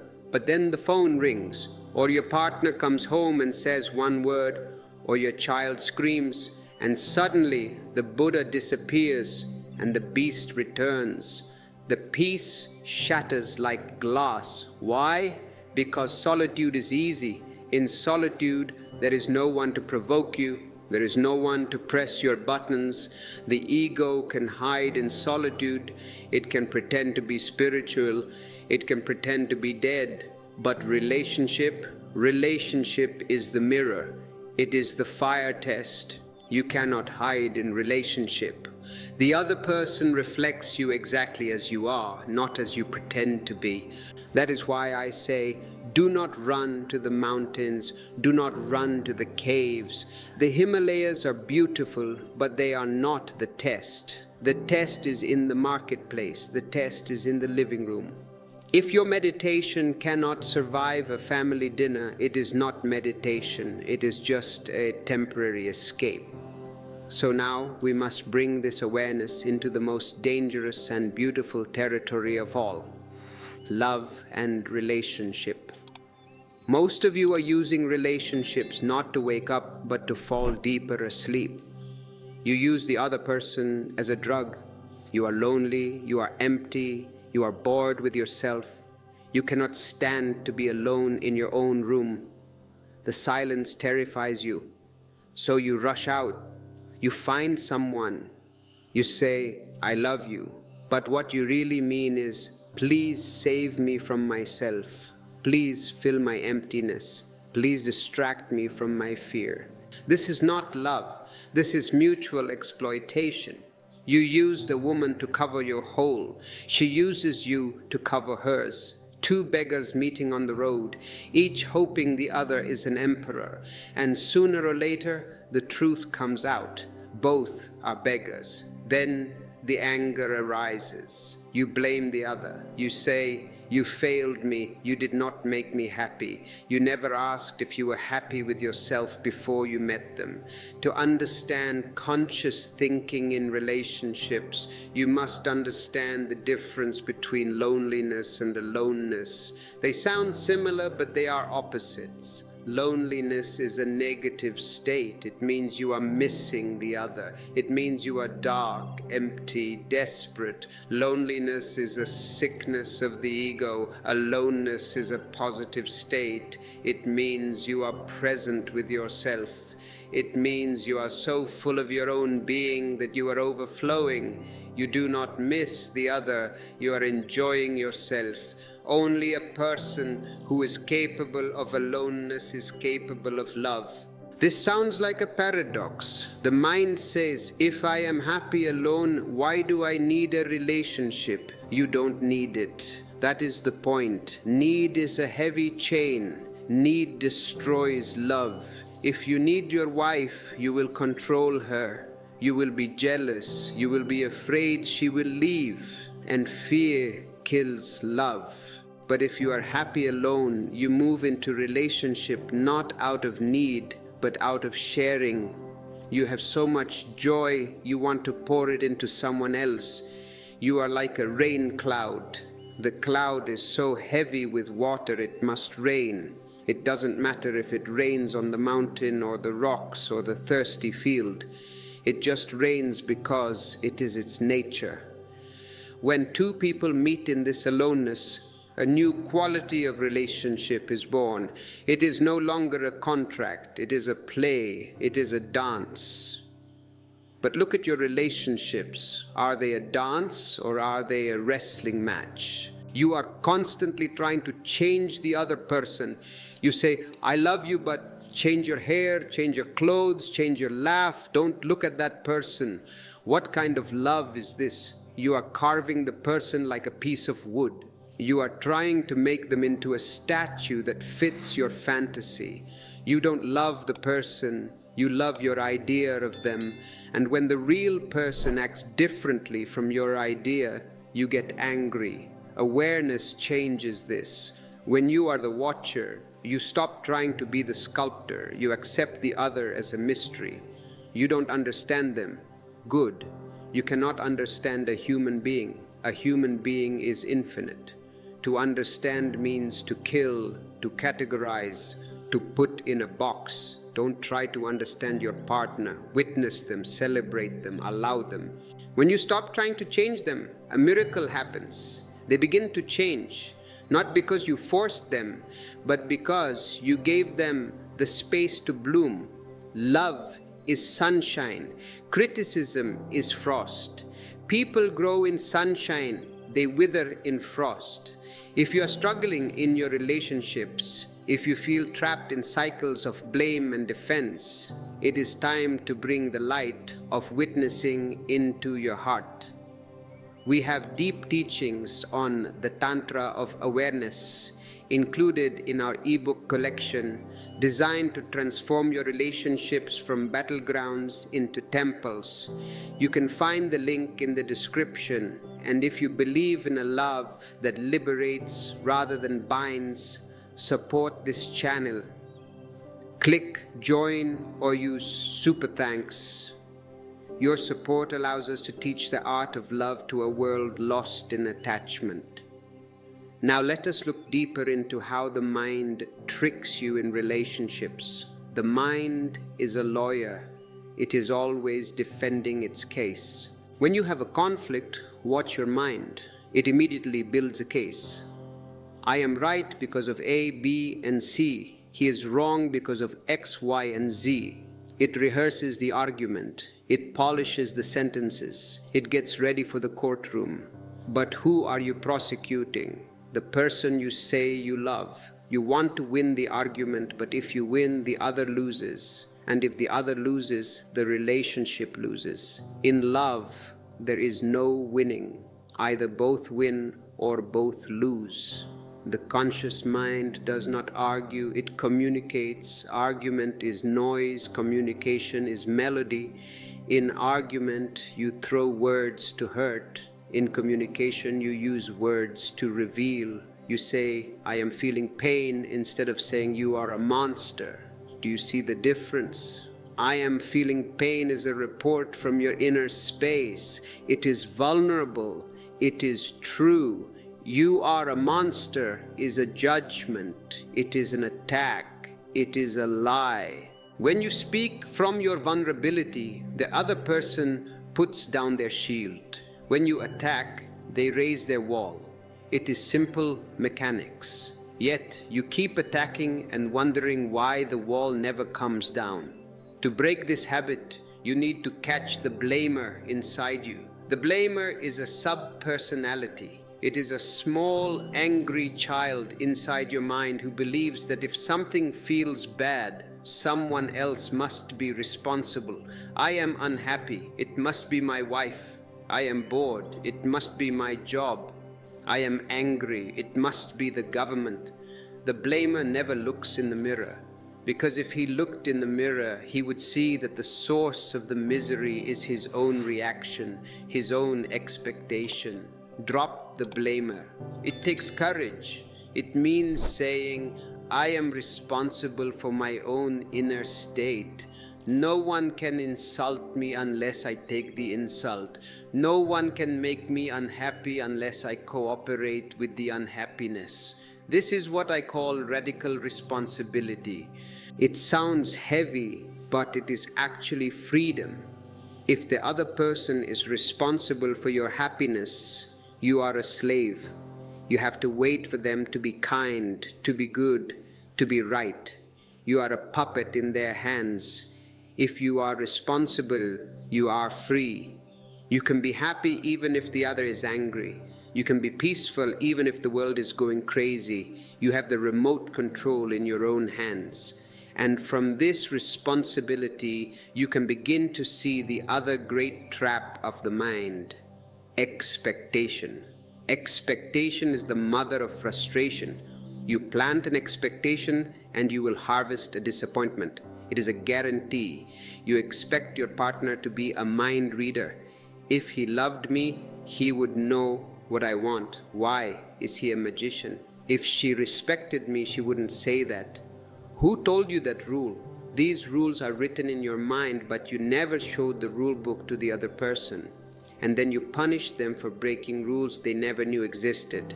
Awareness burns the rule book. It meets the moment naked. When you meet your friend, your lover, your child, meet them fresh. Don't meet them with yesterday's memory. Oh, he is a lazy person.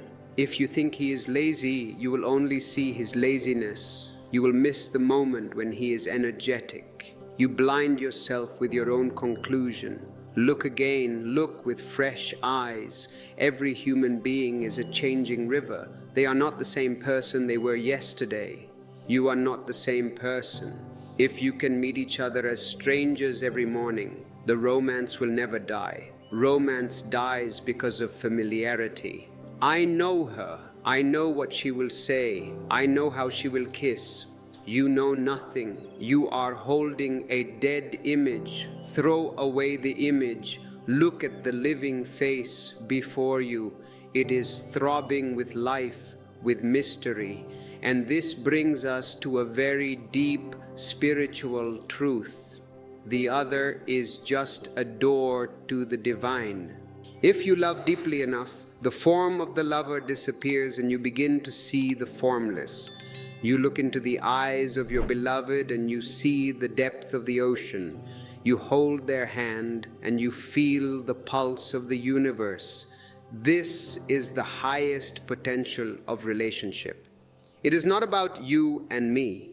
It is about us disappearing into one. But to reach this, you must stop using the relationship for safety. You must use it for transformation. Safety seeks comfort. Transformation seeks truth. Sometimes truth is uncomfortable. Sometimes love is a storm that destroys your ego. Let it destroy it. The ego screams, I am losing myself. Celebrate that loss. To lose the ego is the greatest gain. Love is the only religion needed if it is conscious. If it is unconscious, it is just biology. If it is conscious, it is theology.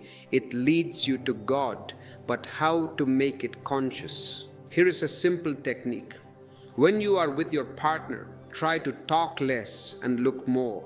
Words are barriers. Look into their eyes, breathe with them, match your breath to their breath. Suddenly a circle of energy is created. You are not two separate islands. You are one continent. In that synchronicity, thinking slows down. Intuition arises. You know what they feel without words. This is the language of existence, silence. And when you practice this in your relationships, you will see that it spills over into the rest of your life. You begin to have a relationship with the trees, with the food, with your work. You stop treating things as objects to be used. You start treating them as subjects to be respected. When you touch a stone, touch it with awareness. Is the stone dead? No. It is vibrating. It has its own life, its own silence. If you are sensitive, the stone will speak to you, not in English, but in energy. This sensitive mind, this receptive mind is what we are aiming for. The aggressive mind attacks reality to get secrets from it. That is science. The receptive mind invites reality to reveal itself. That is mysticism. Be a mystic in your kitchen, be a mystic in your bedroom. But there is a barrier, a very strong barrier that we have not discussed yet. It is the barrier of the judge. The mind is a constant judgment machine. Good, bad, right, wrong, beautiful, ugly, I like, I dislike. It divides everything instantly. The moment you judge, you stop seeing. If you look at a flower and say, this is a beautiful rose, you have stopped seeing the rose. You are now seeing the word beautiful. You are seeing your own opinion. The rose is not beautiful and it is not ugly. The rose is. Judgment creates a wall of words between you and reality, and the harshest judgment is always reserved for yourself. You are your own worst critic. You carry a whip in your hand and you beat yourself constantly. I shouldn't have said that. I am too fat. I am too old. I am a failure. Stop this violence. If you treat a dog the way you treat yourself, the dog would run away or bite you. But you cannot run away from yourself, so you become neurotic, you split. The first step of conscious thinking is self-compassion. It is to drop the whip, accept yourself. This is the hardest thing for the mind to do because the mind thrives on improvement. I must improve. I must become perfect. I tell you, you are already perfect. Not in the moral sense, but in the existential sense. You are exactly as existence created you. If existence wanted you to be different, you would be different. To reject yourself is to reject the Creator. It is arrogance. You are saying, God, you made a mistake with me. I should have been taller, smarter, holier. Drop this arrogance. Relax into your imperfection. When you accept yourself, a great tension is released. You don't have to pretend anymore. You don't have to wear a mask. You can just be. And paradoxically, only when you accept yourself can real transformation happen. As long as you fight yourself, you are stuck. When you accept, energy is freed. That free energy becomes growth. A flower does not try to be a flower. It just accepts its nature, receives the sun and rain, and it blooms. You are a human flower. Stop trying to be a plastic saint. Be a real human being. This includes your anger, your sex, your fear. Include it all. When you bring awareness to your dark side, the darkness changes quality. Sex with awareness becomes tantra. It becomes prayer. Anger with awareness becomes strength. It becomes clarity. Fear with awareness becomes caution. It becomes alertness. Nothing is to be thrown away. Everything is to be used. The poison becomes the medicine if you know how to process it. Awareness is the processing plant. Many people come to me and say, Osho, I want to get rid of my ego. I laugh. Who is this I who wants to get rid of the ego? It is the ego. The ego is very clever. Now it wants to be a humble ego. It wants to claim the trophy of being egoless. You cannot get rid of the ego. You can only understand it. The ego is not a thing. It is a process. It is the process of constantly saying I, mine, me. It is a verb, not a noun. If you stop the process, if you stop identifying, the ego disappears like smoke. You don't have to kill it. Just stop feeding it. How do you feed the ego? By demanding attention, by needing approval, by feeling offended, by comparing yourself to others. Watch these habits. When you feel the urge to tell everyone how great you are, watch it, smile at it. Ah, the peacock wants to show his feathers. You don't have to stop it, just see it. In the seeing, the urge weakens. When you feel the urge to hide because you feel small, Watch it. Ah, the mouse wants to run into the hole. You are neither the peacock nor the mouse. You are the witness. This witnessing is the key that unlocks every door. I will say it again and again until it sinks into your bones, but the mind is slippery. It will say, okay, I will witness tomorrow. Today, let me be angry. This procrastination is the devil. The only time you can be aware is now. You cannot breathe tomorrow. You cannot love tomorrow. You cannot live tomorrow. So why do you plan to be spiritual tomorrow? The mind loves the future because in the future the ego is safe. In the now, the ego is in danger. The now is like a sword. It cuts the past and the future away. It leaves you naked. Be naked. Strip off the clothes of your opinions, your degrees, your titles. Stand before existence as you were born, empty-handed. In that emptiness, you will not find nothing. You will find everything. You will find that you are not a stranger in this universe. You are its child. You are its expression. You belong here. The stars are your family. The earth is your body. This feeling of belonging is what everyone is searching for. They join clubs, they join nations, they join cults just to feel they belong. But you already belong to the biggest club of all existence. You don't need a membership card, you just need to wake up. As we go deeper into this journey, the air becomes thinner. We are moving from the psychology of the mind to the peak of consciousness. We have looked at thoughts, we have looked at emotions, we have looked at relationships. Now we must look at the ultimate shadow, death. Because unless you understand death, you cannot understand life. They are two sides of the same coin. Your fear of thoughts, your fear of letting go, is ultimately a fear of death. You cling to your thoughts because they make you feel solid. To let go of thought feels like dying, and it is a kind of dying. It is the death of the false self. But if you are brave enough to die to the false, you will be born to the real. This is the resurrection, not something that happened to one man 2,000 years ago. It is something that can happen to you right now. Die to the past, die to the old image, and see what remains. What remains is indestructible.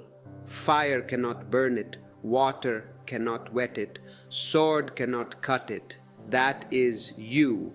And now, having touched the edge of this great mystery, we must prepare to dive into the very center of it.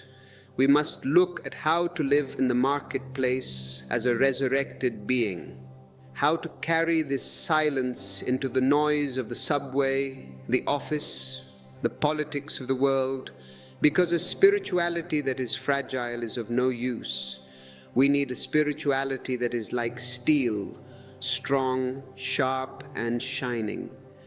To build this steel, we must hammer out the greatest impurity of the mind, the fear of non-existence. This fear is the shadow behind every thought, every ambition, every frantic movement you make.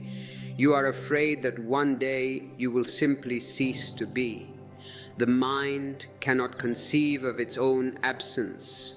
It shudders at the idea of the void. But look at your deep sleep.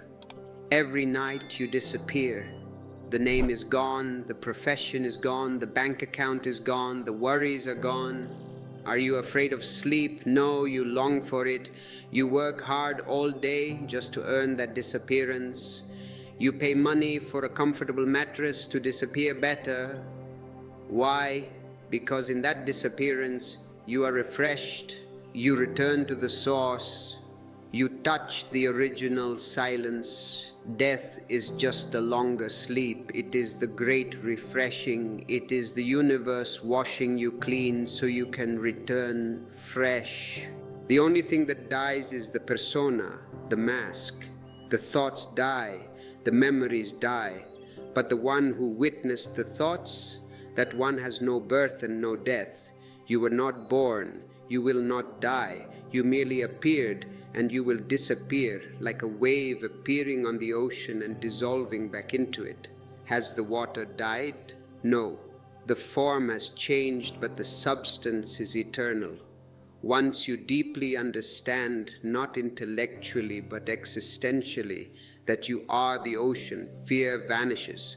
And when fear vanishes, thinking changes quality. Fearful thinking is chaotic, fast, repetitive. It is running away from something. Fearless thinking is slow, deep, musical. It is moving towards something. When fear is gone, you don't think to survive, you think to create, you think to play. And this brings us to the evolution of your spirit. To understand how to break free from the trap of becoming your thoughts, you must understand the 3 stages of consciousness. The philosopher Nietzsche spoke of 3 metamorphoses of the spirit, and they are very true to the inner journey. The first stage is the camel, the second stage is the lion, the third stage is the child. Look at your life, look at the lives of those around you. Most of humanity is stuck in the stage of the camel. The camel is a beast of burden. It is strong, yes, but it is a slave. Its main characteristic is that it never says no, it only says yes. It kneels down and says, "Load me." And society is very happy to find a camel. The parents, the teachers, the priests, the politicians, they all rush to load the camel. They put the load of religion on you. You must be a Christian, you must be a Hindu. You didn't choose it, it was loaded on you. They put the load of morality. You must do this, you must not do that. They put the load of ambition. You must become rich, you must become famous. The camel carries this mountain of other people's thoughts and opinions across the desert of life. It suffers, it is heavy, but it feels proud. Look how much I am carrying. I am a serious person. I am a responsible person. You are not responsible. You are just burdened. When I say you are becoming your thoughts, this is the camel stage. You have become the luggage you are carrying. You defend the luggage. You say, "This is my tradition. This is my truth." It is not your truth. It is just borrowed dust. To wake up, you must move from the camel to the lion. The lion is the spirit of rebellion. The lion says, "No." The camel kneels. The lion stands up. The lion looks at the heavy load, looks at the masters who put it there, and lets out a roar. "I will not carry this anymore. This no is sacred." Unless you can say no to the false, you can never say yes to the real. Witnessing, the art of watching your thoughts, is the roar of the lion. When you watch a thought and see that it is just a mechanical repetition from the past, you are refusing to carry it. You are stepping out of the line. You are becoming an individual. Society is afraid of lions. It wants sheep. It wants camels. A lion is dangerous. A lion walks his own path. When you start meditating, you become a lion. You stop caring what the neighbors think. You stop caring what the priest says. You look inward for your own authority. This is a beautiful stage, but it is not the end. Many people get stuck here. They become perpetual rebels. They are always fighting, always angry, always against something. The lion is still defined by the camel. The rebel is defined by the tyrant. He is still tense. There is a higher peak, the ultimate peak, the child. The lion must transform into the child. Why the child?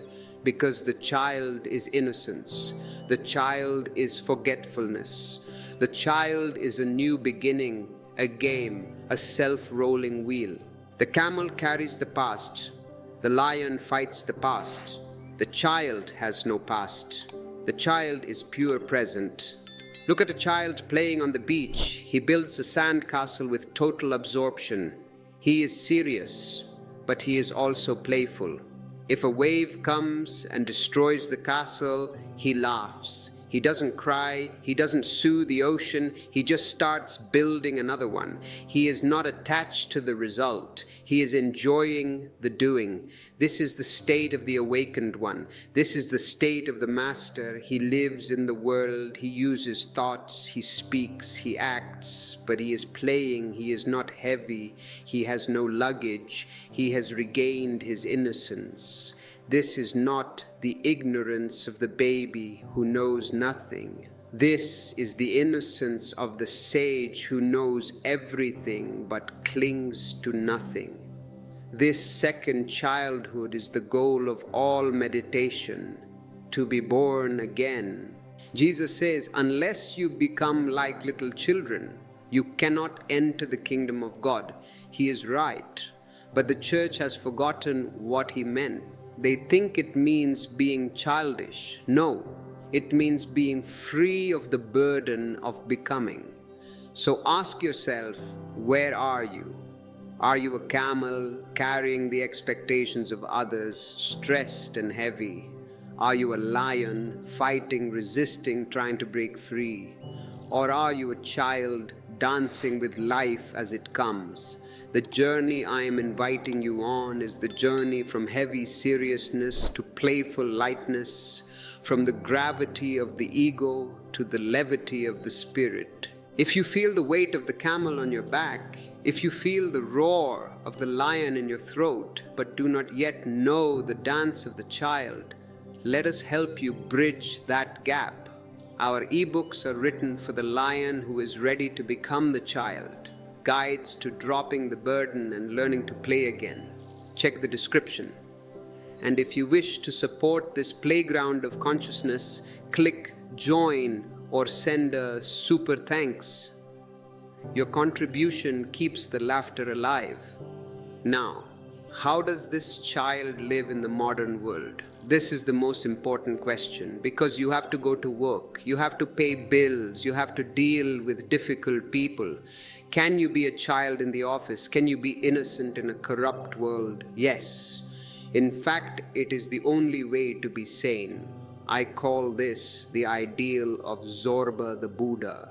Zorba is the Greek character who loves life. He loves food, he loves wine, he loves dance, he loves women. He is earthy, he is rooted in the body, he is full of juice. He does not deny the world. Buddha is the symbol of the soul. He is silence, he is stillness, he is the sky, he is pure awareness, he is rooted in the beyond. For centuries, religions have divided these two. The materialist says, be Zorba, forget the soul, eat, drink, and be merry, for tomorrow we die. He is half alive. He has a body but no light inside. The spiritualist says, be Buddha, deny the body, starve yourself, run away to the monastery. The world is a trap. He is also half alive. He has a light but no oil to burn it. He is a ghost. I say to you, be both, be Zorba the Buddha. Love the earth, it is your mother. Love the body, it is your temple. Don't deny it. Enjoy the best food, wear beautiful clothes, create a comfortable home.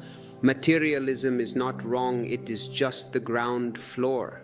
You cannot build a house with only a ground floor, but you cannot build a second floor without a ground floor. Live fully in the world, but don't get lost in it. Keep the inner light burning.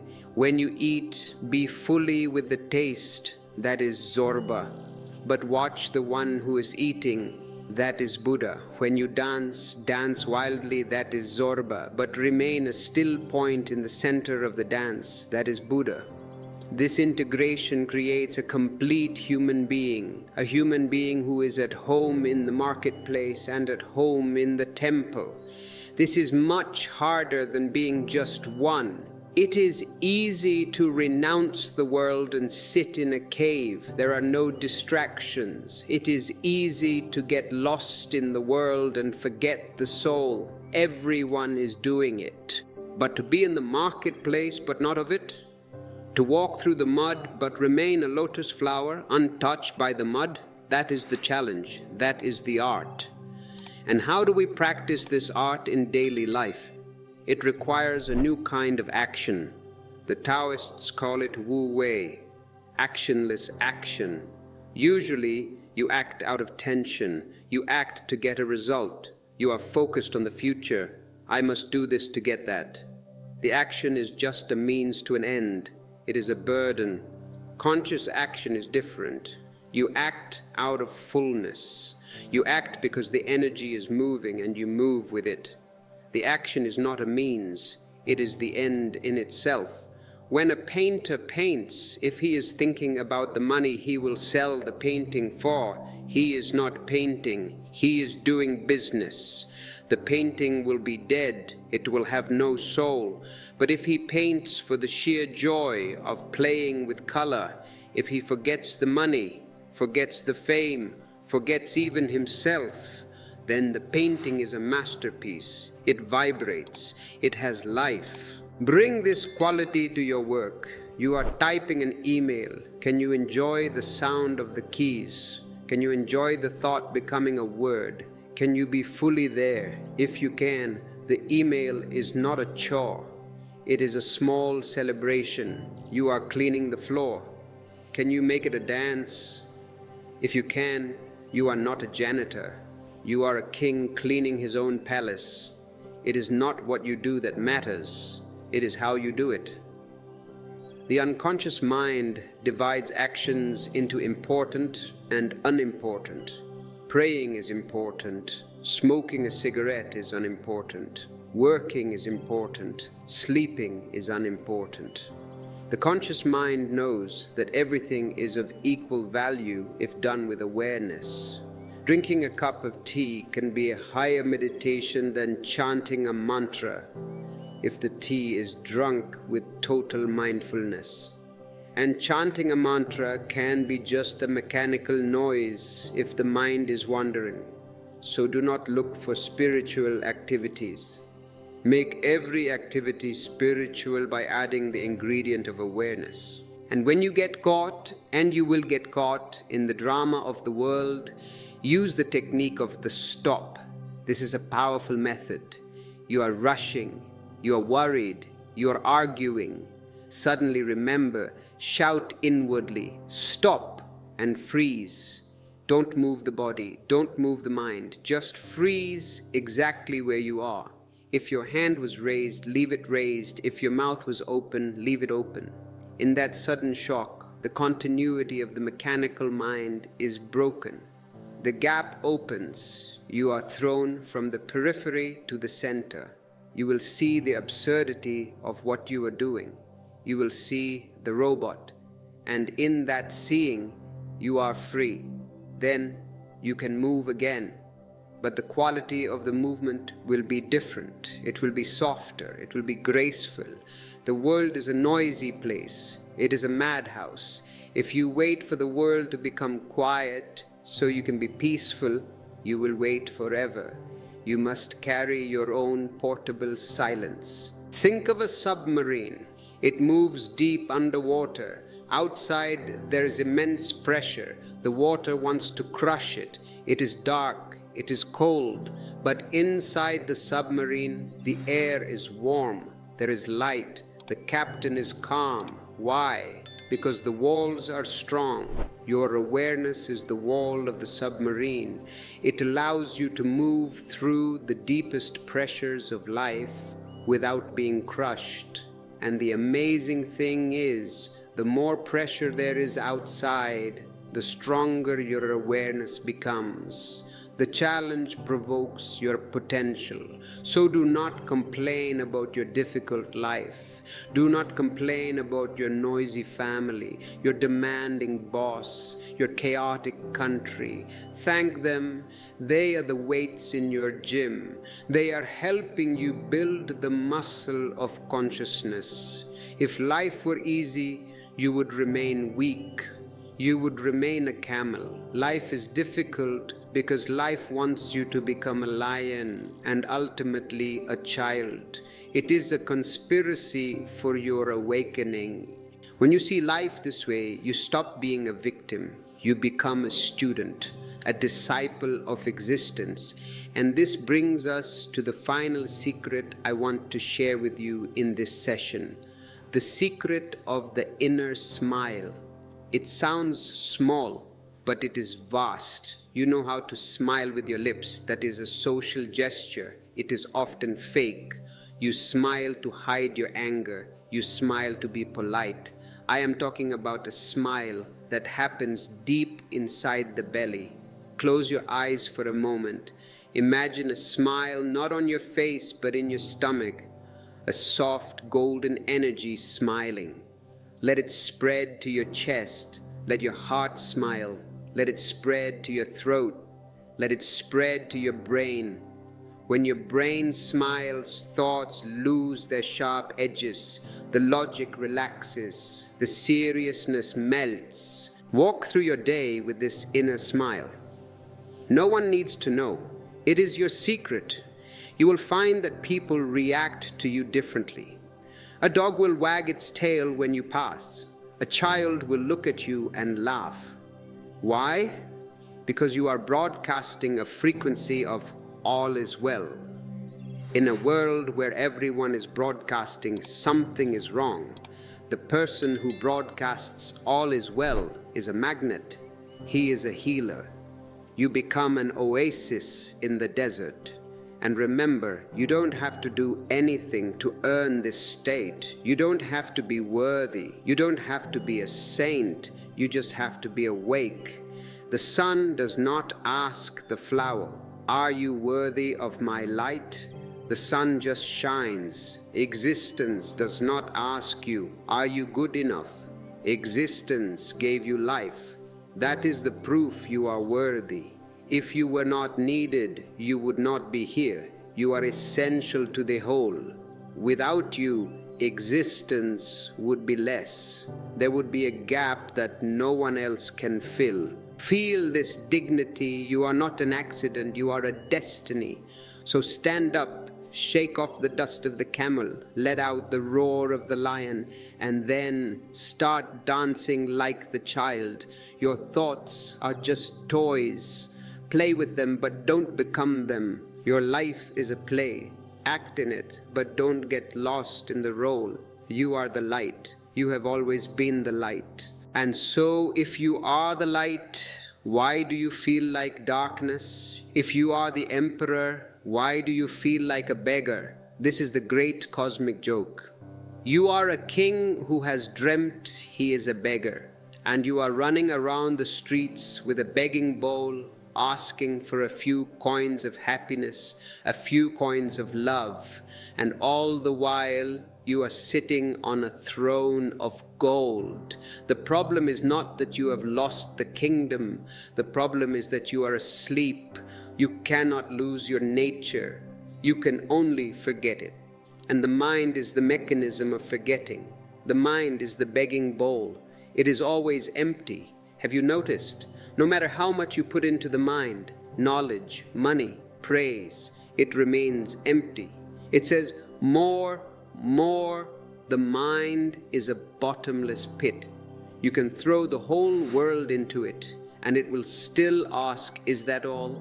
To stop becoming your thoughts, you must smash the begging bowl. You must stop asking life to give you something. You must start giving. This brings us to a very subtle trap that catches almost everyone on the spiritual path, the trap of becoming. You listen to me and your mind says, okay, Osho is right. I must become aware. I must become a witness. I must become enlightened. Do you see the trick? Becoming implies the future. I am not aware now, but I will be tomorrow. I am not enlightened now, but if I practice hard enough, I will be one day. This is the greatest lie. Enlightenment is not a goal. It is not something you achieve like a university degree. It is not something you build like a house. Enlightenment is a realization of what is. If you try to become aware, you are creating a tension between where you are and where you want to be. That tension is the mind, that tension is the ego. A truly conscious person does not try to become conscious. He simply relaxes into the consciousness that is already there. Think of a man searching for his glasses. He's looking everywhere, under the bed, on the table, in the kitchen. He is frantic. Where are my glasses? I cannot see without them. But he is wearing the glasses. He is looking through them. You are searching for God with the eyes of God. You are searching for peace with the energy of peace. So the first step is to drop the idea of the future, drop the idea of improvement. This sounds dangerous to the mind. If I don't try to improve, won't I remain lazy? Won't I remain angry? No, the paradox is that change happens only when you stop trying to change. When you accept yourself fully in this moment, okay, I am angry, I am jealous, I am human. In that acceptance, the energy relaxes, the war ends, and in that silence, transformation happens on its own. It is a byproduct, not a goal. This is the secret of the gateless gate. You are standing outside the gate of paradise, banging on the door, shouting, "Let me in." You have been banging for lifetimes, but if you stop shouting and look closely, you will see there is no wall, there is no gate. You are already inside. You have always been inside. The only thing keeping you outside is your belief that you are outside. Now let us ground this high understanding into the body, because the mind can easily turn "I am already enlightened" into a lazy excuse. I am God, so I can watch TV and eat junk food all day. That is not realization, that is a coma. Realization brings energy, it brings aliveness, and the bridge to this aliveness is the breath. You cannot think and breathe deeply at the same time. Have you tried? When you are lost in deep thinking, your breath becomes shallow. It stops. When you are angry, your breath becomes chaotic, rhythmic, short. When you are afraid, you hold your breath. The breath is the mirror of the mind. If you want to change the mind, do not fight the mind directly. It is too slippery. Change the breath. This is a master key. The mind is the master of the senses, but the breath is the master of the mind. When you feel a repetitive thought loop, worry, obsession, fear, change your breathing pattern immediately. Take deep, slow abdominal breaths. Pull the air deep into the belly, below the navel. Let the belly rise like a balloon. Within 2 minutes, the thought loop will break. It is physiological. The mind needs a certain rhythm of breath to sustain the neurosis. If you change the rhythm, the mind loses its footing. This is why I emphasize dynamic breathing in my meditations. You must oxygenate the body. You must flush out the stale energy. Most of you are breathing at minimum capacity. You are surviving on 10% of your oxygen. This is why you are tired. This is why you are depressed. Depression is a lack of vitality. Breathe, drink the air like wine. When the body is flooded with oxygen, the old patterns of the brain are disrupted. The grooves we spoke about in the beginning, the deep ruts of habit, are shaken up, and from the breath we move to the body armor. You think your thoughts are only in your head. You are wrong. Your thoughts are in your muscles. Your thoughts are in your neck, your shoulders, your stomach, your jaw. Every time you repressed a thought, every time you swallowed an emotion, it had to go somewhere. It didn't vanish. It became tension in the body. You wanted to scream at your boss, but you couldn't. So you tightened your jaw. Now, 10 years later, you have chronic jaw pain. That pain is the frozen scream. You wanted to cry when your lover left, but you wanted to be strong. So you tightened your chest. Now your chest feels heavy, like a stone. That stone is the unshed tears. to become free of thoughts, you must unfreeze the body. This is why sitting still and just watching is very difficult for modern people. You are too full of junk. If you sit still, the junk goes crazy. First, you must throw it out, shake the body, dance, run, scream, punch a pillow, do something cathartic. I call this active meditation. Before you can sit in silence like a Buddha, you must dance like a Zorba. You must release the steam. If you are feeling the truth of this, if you realize your body is carrying the weight of your unlived life, you need guidance on how to release it safely. Our ebooks contain specific instructions on active meditations designed to break the body armor and release trapped emotions. You can find them in the description. And if you value this holistic approach to awakening, consider supporting the channel with a super thanks or by clicking join. Your support helps us bring these ancient technologies to a modern world that desperately needs them. When the body is fluid, the mind becomes fluid. A rigid body creates a rigid mind. A flowing body creates a flowing mind. Watch a small child. His body is soft. He is flexible. He can put his toe in his mouth. And his mind is also flexible. He learns quickly. He forgives quickly. Look at an old man. His body is stiff. His joints are frozen. And his mind is also stiff. He cannot learn new things. He holds grudges. You must remain liquid, and to remain liquid, you must learn the art of let go. Let go is not laziness. Laziness is heavy. Let go is light. Laziness is ignoring life. Let go is trusting life.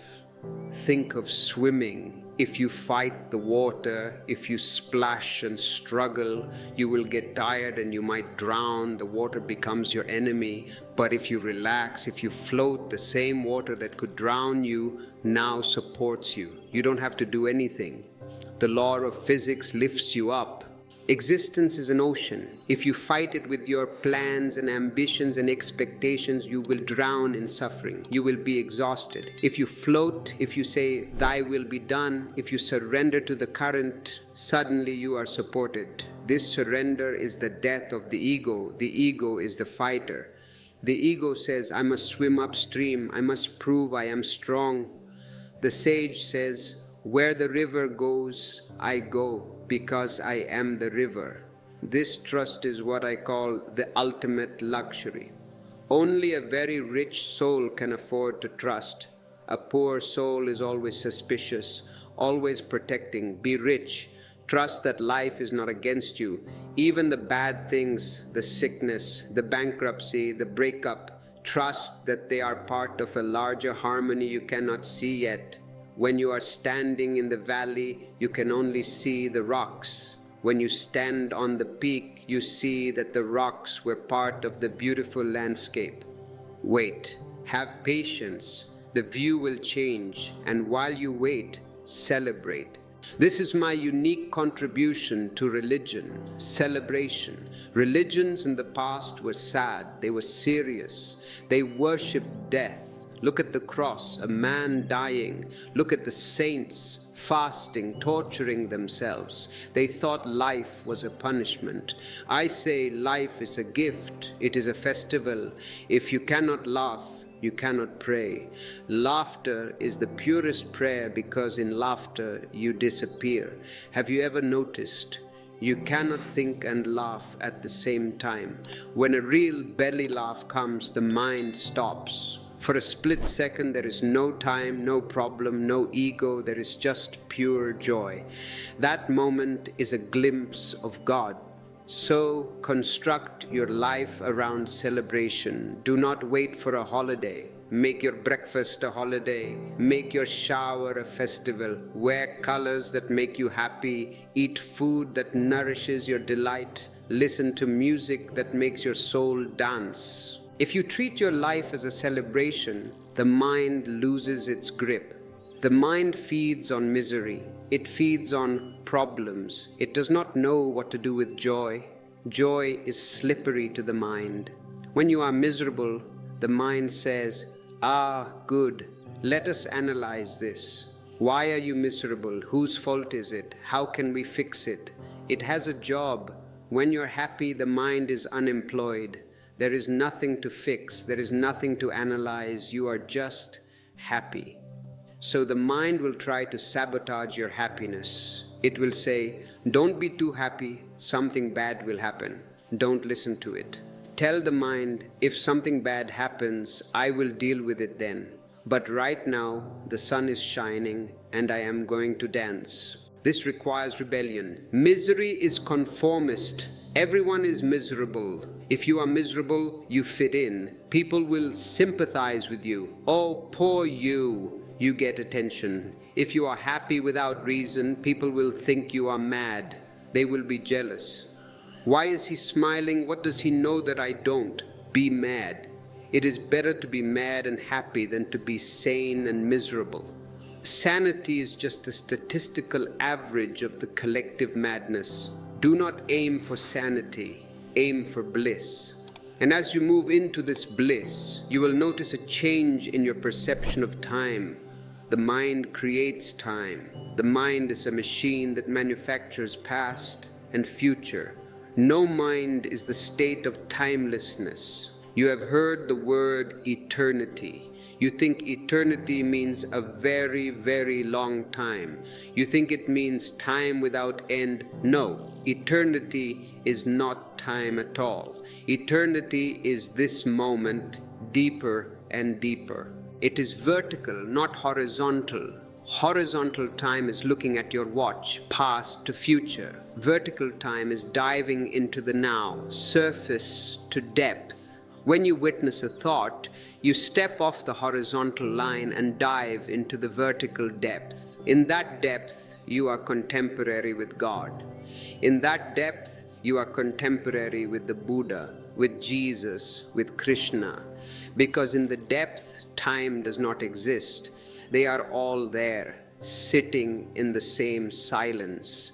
When you touch your silence, you touch the silence of the whole universe. This is why I say, you are not an island, you are part of the continent. When you heal your own mind, you heal a part of the collective mind. Your peace radiates. It helps others to be peaceful. Your anger radiates. It helps others to be angry. You have a tremendous responsibility, not a burden, but a responsibility, an ability to respond. You are responsible for the ecology of the mental atmosphere. Just as you shouldn't throw trash on the street, you shouldn't throw angry thoughts into the atmosphere. It pollutes the psychic space. Be an ecologist of the soul. Clean up your inner house. Plant flowers of gratitude. Burn the incense of prayer. Make your inner space so beautiful that if a guest comes, if a thought comes, it feels ashamed to be ugly in such a beautiful room. If your inner room is full of light, a dark thought cannot enter. It will die at the threshold, or it will be transformed. An angry thought enters a Buddha's mind and becomes compassion. The energy is converted. You are the transformer. This is the alchemy I am teaching you. It is not about rejecting life. It is about transmuting life. Turn the stones into bread. Turn the poison into nectar. How? By the magic of awareness. There is no other magic. All other rituals are just distractions. Simple naked awareness. Sitting, walking, eating, speaking, just knowing that I am. Not I am this, not I am that, just I am. Rest in that I amness. It is the womb, it is the grave, it is the source, it is the goal. And as we approach the end of this sharing, I want to leave you with a warning. The mind is very patient, it will wait. You will feel high after listening to this. You will feel clear. But tomorrow, the old habits will knock on the door. The old dealer will come to sell you the drug of unconsciousness. He will say, just one little worry, just one little complaint. It feels so good to complain. Be alert. The moment you open the door a crack, the wind will blow it wide open. Constant vigilance is the price of freedom, but this vigilance is not tension. It is like a man walking on a tightrope. He is alert, but he is relaxed.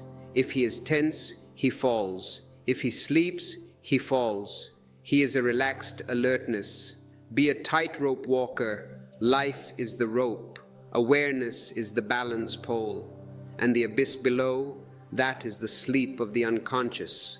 Don't look down, look ahead, look at the light, and know that if you fall, and you will fall many times, it is not a sin, it is just a mistake. Get up, dust yourself off, laugh, get back on the rope. A master is not someone who never falls. A master is someone who falls and gets up so quickly that you don't even notice. He uses the fall to learn better balance. Do not condemn yourself for falling. Condemnation is just another trick of the ego to keep you on the ground. I am a sinner, I am no good. This is just the ego feeling sorry for itself. Drop it. Get up. The sky is waiting. The journey from the head to the heart and from the heart to the being is the only journey that matters. You have traveled millions of miles in the outer world. You have been to the moon, but you have not taken the one step inward. And that one step is the difference between a life of noise and a life of music. Make your life a music. Tune your instrument. Let the divine player take you in his hands. Surrender your logic, your defenses, your smallness. Be vast. Be the sky. The clouds will come, the clouds will go, the storms will rage, the storms will pass, but the sky remains blue, infinite, unscathed. You are that sky. Remember it, reclaim it, live it. If this message has helped you remember the sky within yourself, if it has blown away some clouds, then our work is done, but the work continues in you. To support your daily practice, we have created tools, our ebooks that act as reminders, as compasses pointing back to the center. They are available in the description. And if you feel a connection to this energy field, if you wish to be part of this caravan of seekers, click the join button, become a member, or send a super thanks as a gesture of energy exchange. It keeps the flow moving. It keeps the circle unbroken. Now go, but don't go anywhere. Go within. The treasure is there. The master is there. The silence is there. Be the silence. But silence is not just the absence of noise. That is a negative definition. True silence is positive. It is a presence. It is a music without sound. It is overflowing. When you are truly silent, you are not empty in the sense of a hollow jar. You are full like a pregnancy. You are pregnant with the divine. And this silence is not dead. It is the most alive thing in existence. Out of this silence, the stars are born. Out of this silence, your breath comes. So do not mistake the silence of the graveyard for the silence of the garden. The graveyard is peaceful, but it is dead. The garden is peaceful, but it is buzzing with life. Be a garden. To cultivate this living silence, we must understand the geography of your inner world. We must look at the ladder of consciousness you have to climb. You are currently living in the basement, but you live in a 7-story palace. You have forgotten the upper floors. Let us explore these floors. In the East, we call them chakras, or energy centers, but do not get lost in the Sanskrit words. Look at the psychology behind them. The first floor, the basement, is the sex center.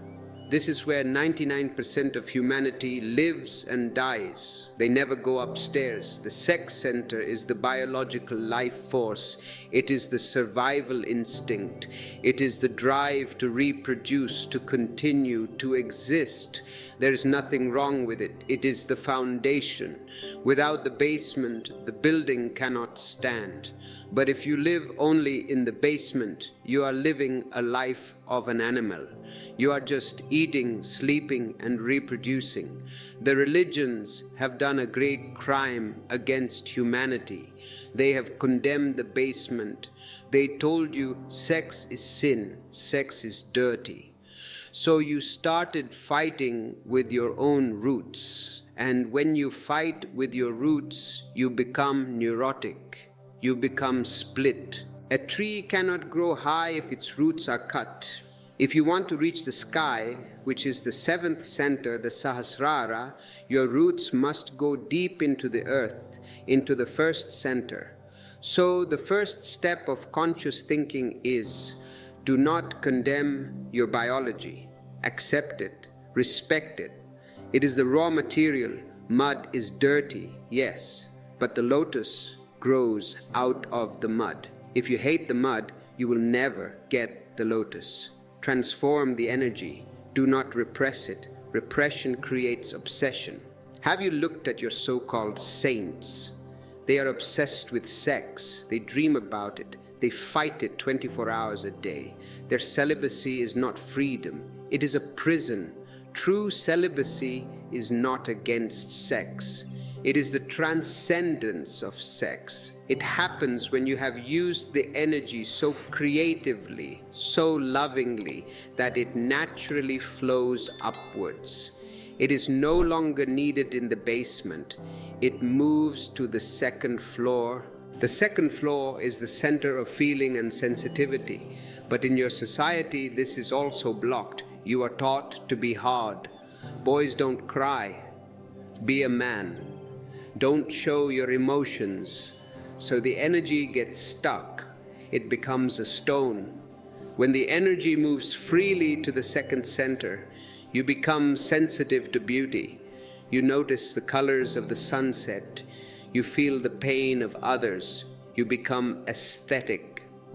A person stuck in the first center looks at a flower and thinks, can I eat it? Can I sell it? A person in the second center looks at a flower and dances. He sees the poetry. Then the energy moves to the third center, the power center. This is the world of politics, ambition, domination. I want to be somebody. I want to control. Most of your politicians, your generals, your CEOs are stuck here. It is a higher center than mere survival, but it is dangerous. It creates wars. It creates conflict. The ego thrives here. The ego wants to be higher than everyone else. But if you bring awareness to this center, ambition transforms into service. Power transforms into responsibility. You stop trying to conquer the world and you start trying to master yourself. That is the only true victory.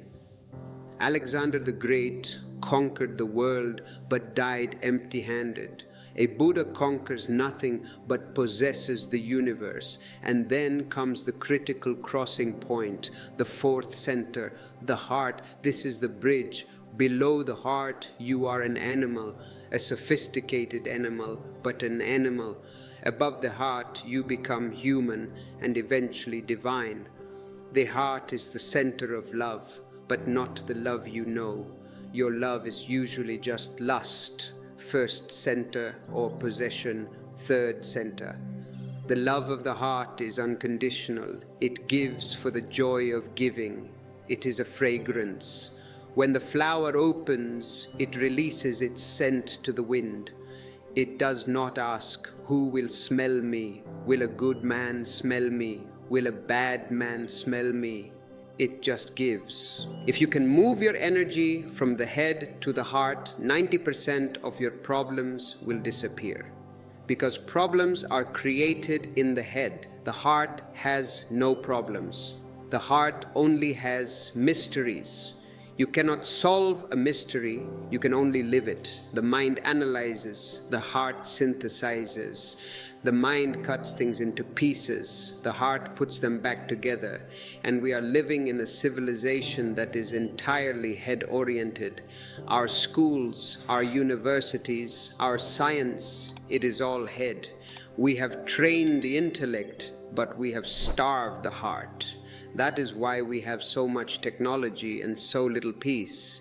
We have become giants in logic and pygmies in love. If you feel this imbalance, if you feel your head is huge and your heart is shrunken, you need to water the heart. We have specific heart-opening meditations in our ebooks, ancient techniques from the Sufi tradition to spin the energy back to the chest. Check the description. And if you want to support this revolution of the heart, click join or send a super thanks. Your energy helps us balance the world. From the heart, the energy moves to the fifth center, the throat. This is the center of creativity and expression. When you are full of love, you want to sing, you want to speak the truth, you want to create, but fear often blocks this center. What will people say? Will they laugh at me? So you swallow your truth, and when you swallow truth, it becomes poison in your system. Speak, sing, paint, it doesn't matter if you are good at it. We are not looking for a Picasso. We are looking for expression. When you express, you are emptying yourself so that the fresh energy can enter. If you hoard your creativity, it goes rot. Creativity is the greatest rebellion in existence. If you want to create, you have to get rid of all conditionings. Otherwise, your creativity will be nothing but copying. It will be just a carbon copy. You can be creative only if you are an individual. You cannot create as a part of the mob psychology. The mob psychology is uncreative. It lives a life of drag. It knows no dance, no song, no joy. It is mechanical. And then the sixth center, the third eye. This is the center of vision, clarity, witnessing. This is where we have been focusing all along, the ability to see things as they are, without the distortion of the past. When this eye opens, duality disappears. You don't see me and you see the one energy appearing as two forms. And finally, the seventh center, the crown, Sahasrara, the 1,000-petaled lotus. This is not a center, it is a transcendence. It is the connection with the beyond. Here you disappear. The dewdrop slips into the shining sea. You are no more. Only God is. This is the map. You are a pilgrim on this ladder. And thoughts are the heavy luggage that keeps you stuck on the lower rungs. Every time you identify with a petty thought, he insulted me. I want that car. I am afraid.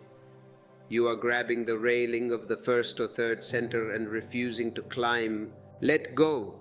The higher you go, the lighter you must be. You cannot carry your furniture to the summit of Everest. You have to leave it behind. Your opinions, your dogmas, your political party, your religion, this is all furniture. Leave it. Be naked in your ascent.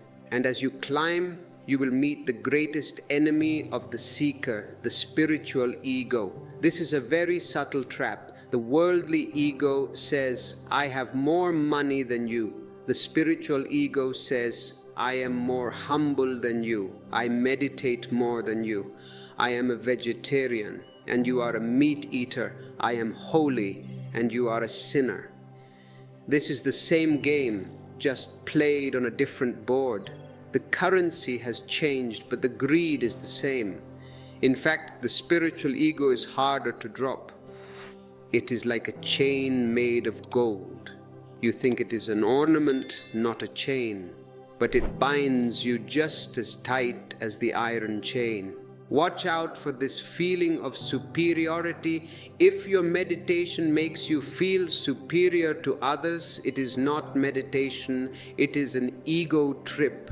Real meditation makes you feel ordinary. It makes you feel that you are just like the tree, just like the rock, just like the animal. There is no hierarchy. The blade of grass and the greatest star are equal in the eyes of existence. They are both expressions of the same life. When you feel this equality, compassion arises. Compassion is not pity. Pity is looking down on someone. Poor you. Compassion is looking across at someone. I am you and you are me. Your suffering is my suffering. This brings us to the importance of the Sangha, the community. It is hard to wake up alone. The society is a conspiracy to keep you asleep. Everyone around you is sleepwalking. If you try to wake up, they will resent you. They will try to pull you back into bed. Don't be silly, come back to sleep. It's cold outside. You need a community of fellow seekers, people who are also trying to wake up. When you are with people who are vibrating at a higher frequency, it helps you. It is like placing a cold log next to a burning log. The fire jumps. This channel is a digital Sangha. We are a gathering of souls who are tired of the sleep. So participate. Do not just watch passively, engage. When you write a comment, write it with awareness. When you read, read with awareness. Create a field of energy. And remember, the path is not a straight line. It is a spiral. You will come back to the same problems again and again. You will think, I dealt with this anger last year. Why is it back? It is back, but on a different level. You are seeing it from a higher turn of the spiral. Do not get discouraged. The repetition is necessary for the lesson to go deep. Accept the cycles. There is a season for activity and a season for rest.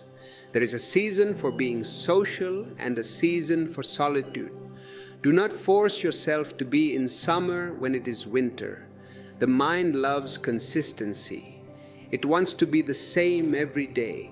I must meditate at 6 a.m. every day, but maybe today your body needs sleep until 8 a.m. Listen to the body. The body is wise. The mind is a fool. The body has been evolving for millions of years. It knows the rhythms of the earth.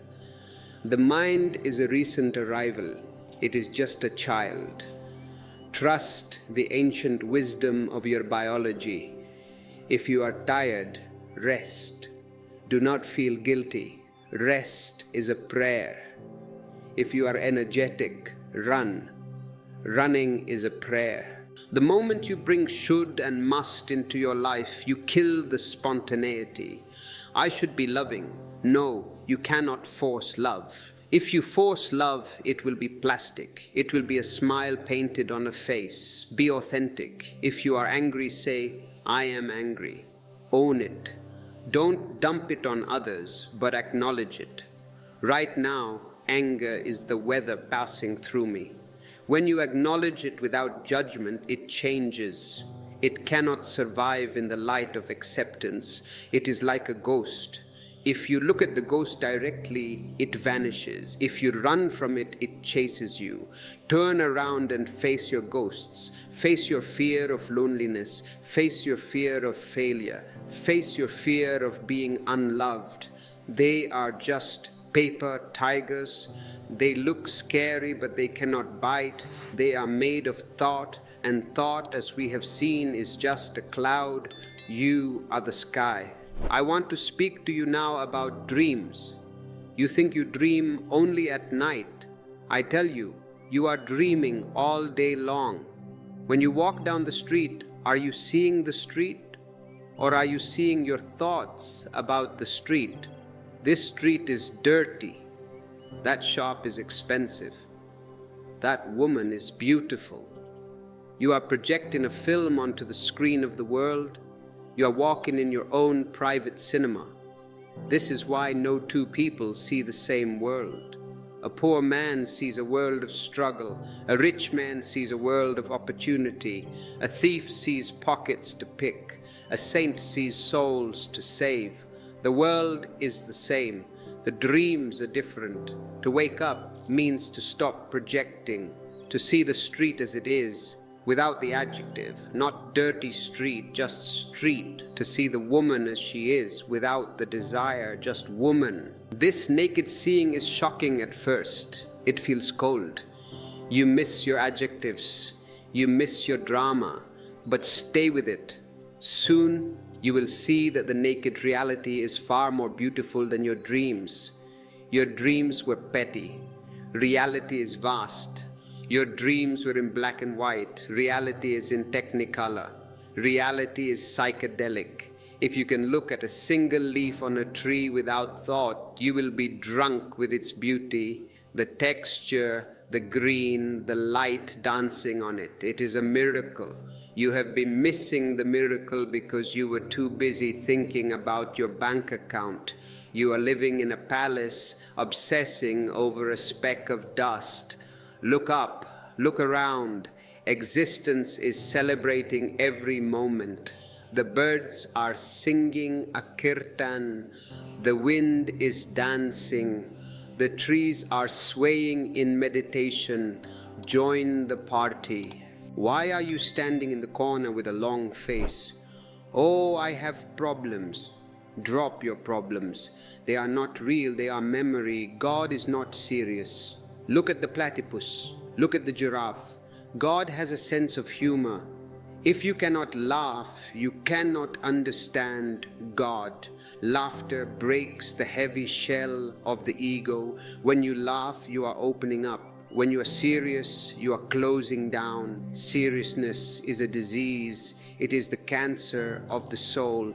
And who is the most serious person? The one who thinks he is right, the fanatic, the ideologue, the moralist. He carries the weight of the world. He thinks if he relaxes, the world will collapse. Poor fellow. The world goes on perfectly well without him. The world went on before he was born, and it will go on after he dies. Relax. You're not running the show. You are just a guest here. Be a polite guest. Enjoy the food, enjoy the wine, thank the host, and when the time comes, leave gracefully. Don't cling to the furniture, it is not yours. This attitude of guesthood is very relaxing.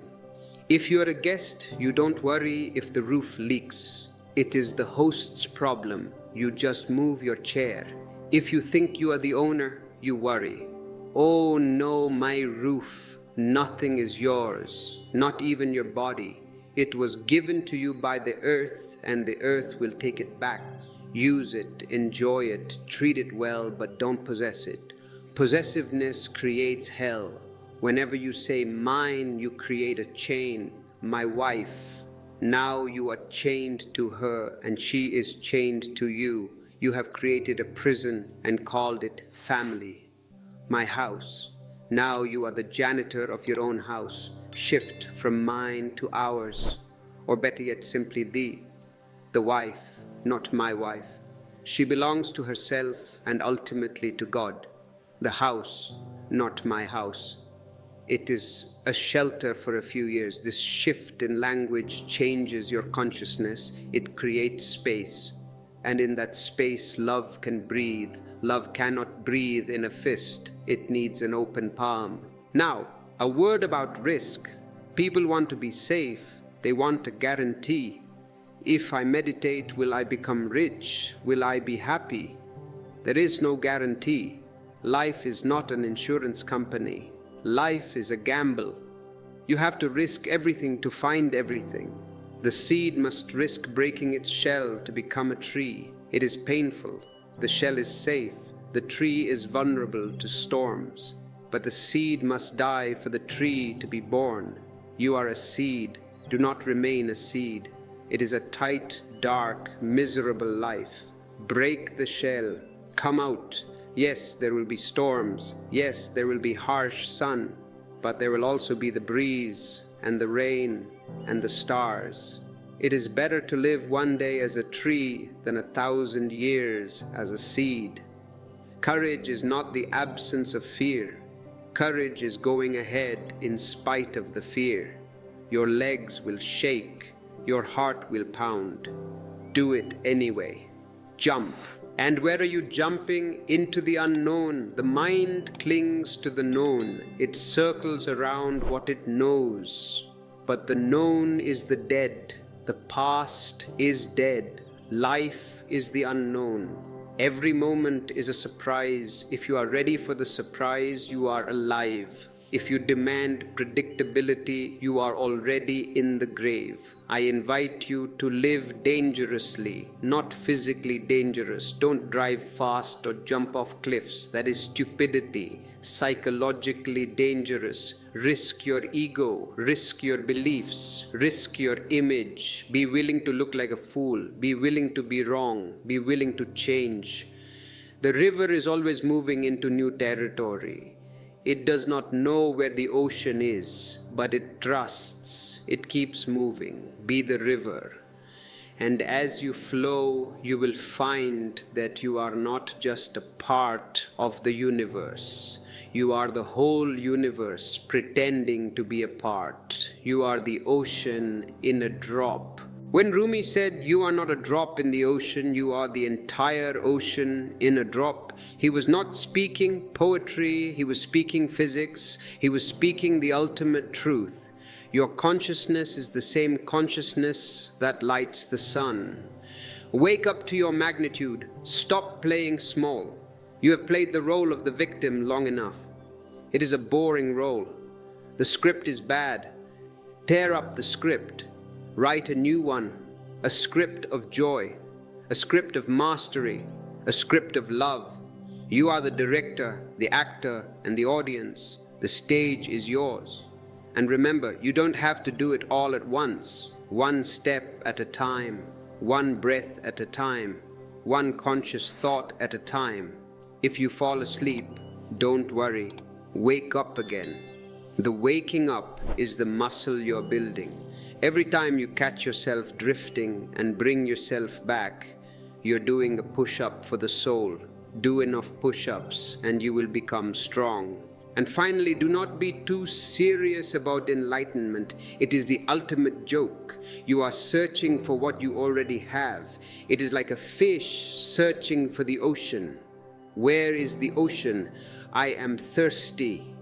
The other fish laugh. You are in it. You are made of it. You are in God. You are made of God. Relax into it. Enjoy it. And if you can enjoy it, really enjoy it, that joy becomes your offering to the world. A happy person is a blessing. An unhappy person is a curse. He spreads his misery like a virus. Be a vaccination against misery. Spread the virus of joy. Laugh, dance, sing.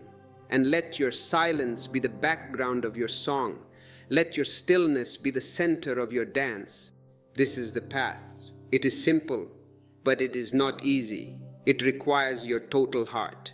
But the reward is you, the real you. But joy is easy to accept. When the sun shines, it is easy to say yes to life. The real test of your alchemy is when the night comes. The real test is pain. You have been taught that pain is wrong. You have been taught that if you are suffering, you have made a mistake or God is punishing you. I say to you, pain is not a punishment. It is a wake-up call. It is a friend in disguise. Without pain, you would remain asleep forever. Pain is the hammer that breaks the shell of the ego. If you were always comfortable, you would never seek. You would be a vegetable, happy perhaps, but unconscious. Pain forces you to ask, who am I? Why am I here? Is this all there is? So, do not run from pain. Do not try to drug it away with alcohol, with entertainment, with endless thinking. Turn around and face it. There is a secret technique known to the mystics, the separation of pain and suffering. They are not the same thing. Pain is physical. It is inevitable. If you pinch your skin, it hurts.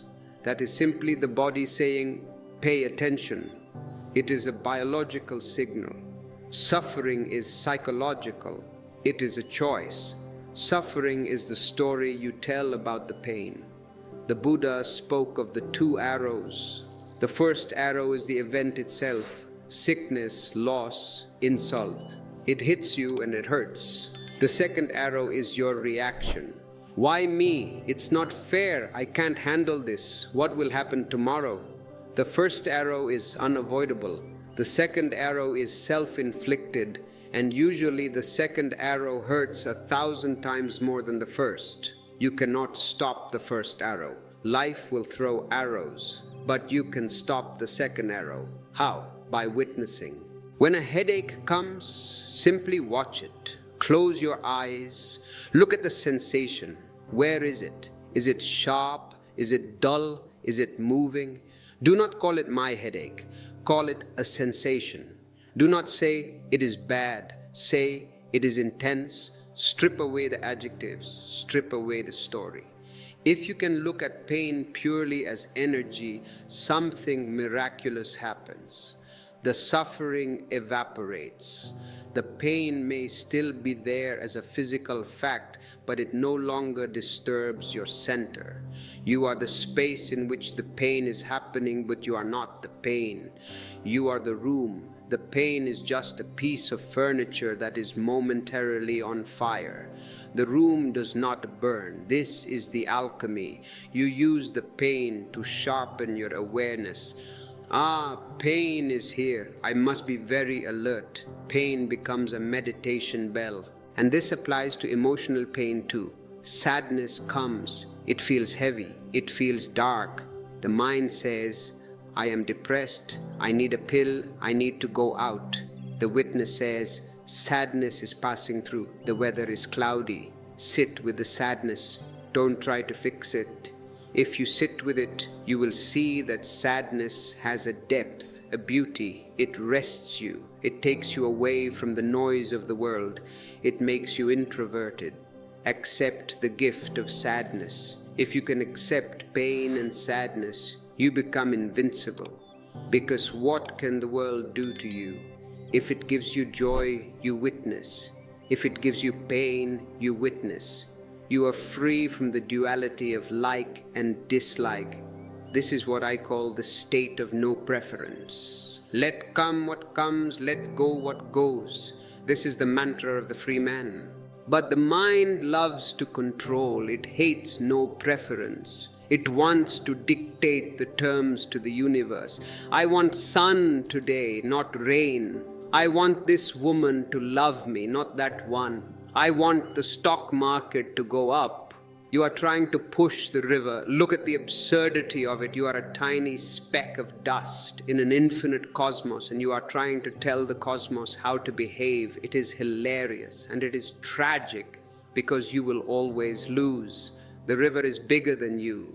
Existence is vast. You cannot win against it. The only way to win is to surrender. And surrender does not mean defeat. In a war, surrender means you lost. In spirituality, surrender means you have joined the winning side. You stop fighting the whole, you become part of the whole. You say, okay, ocean, you take me where you want to go. Your will is my will. Suddenly the struggle ends, the anxiety ends, you are floating. And the river always goes to the ocean. You don't need a map, you just need trust. This trust is not blind faith. It is an understanding that you are not separate from the source. The leaf that falls from the tree does not cry. It trusts the wind. It lands where the wind places it.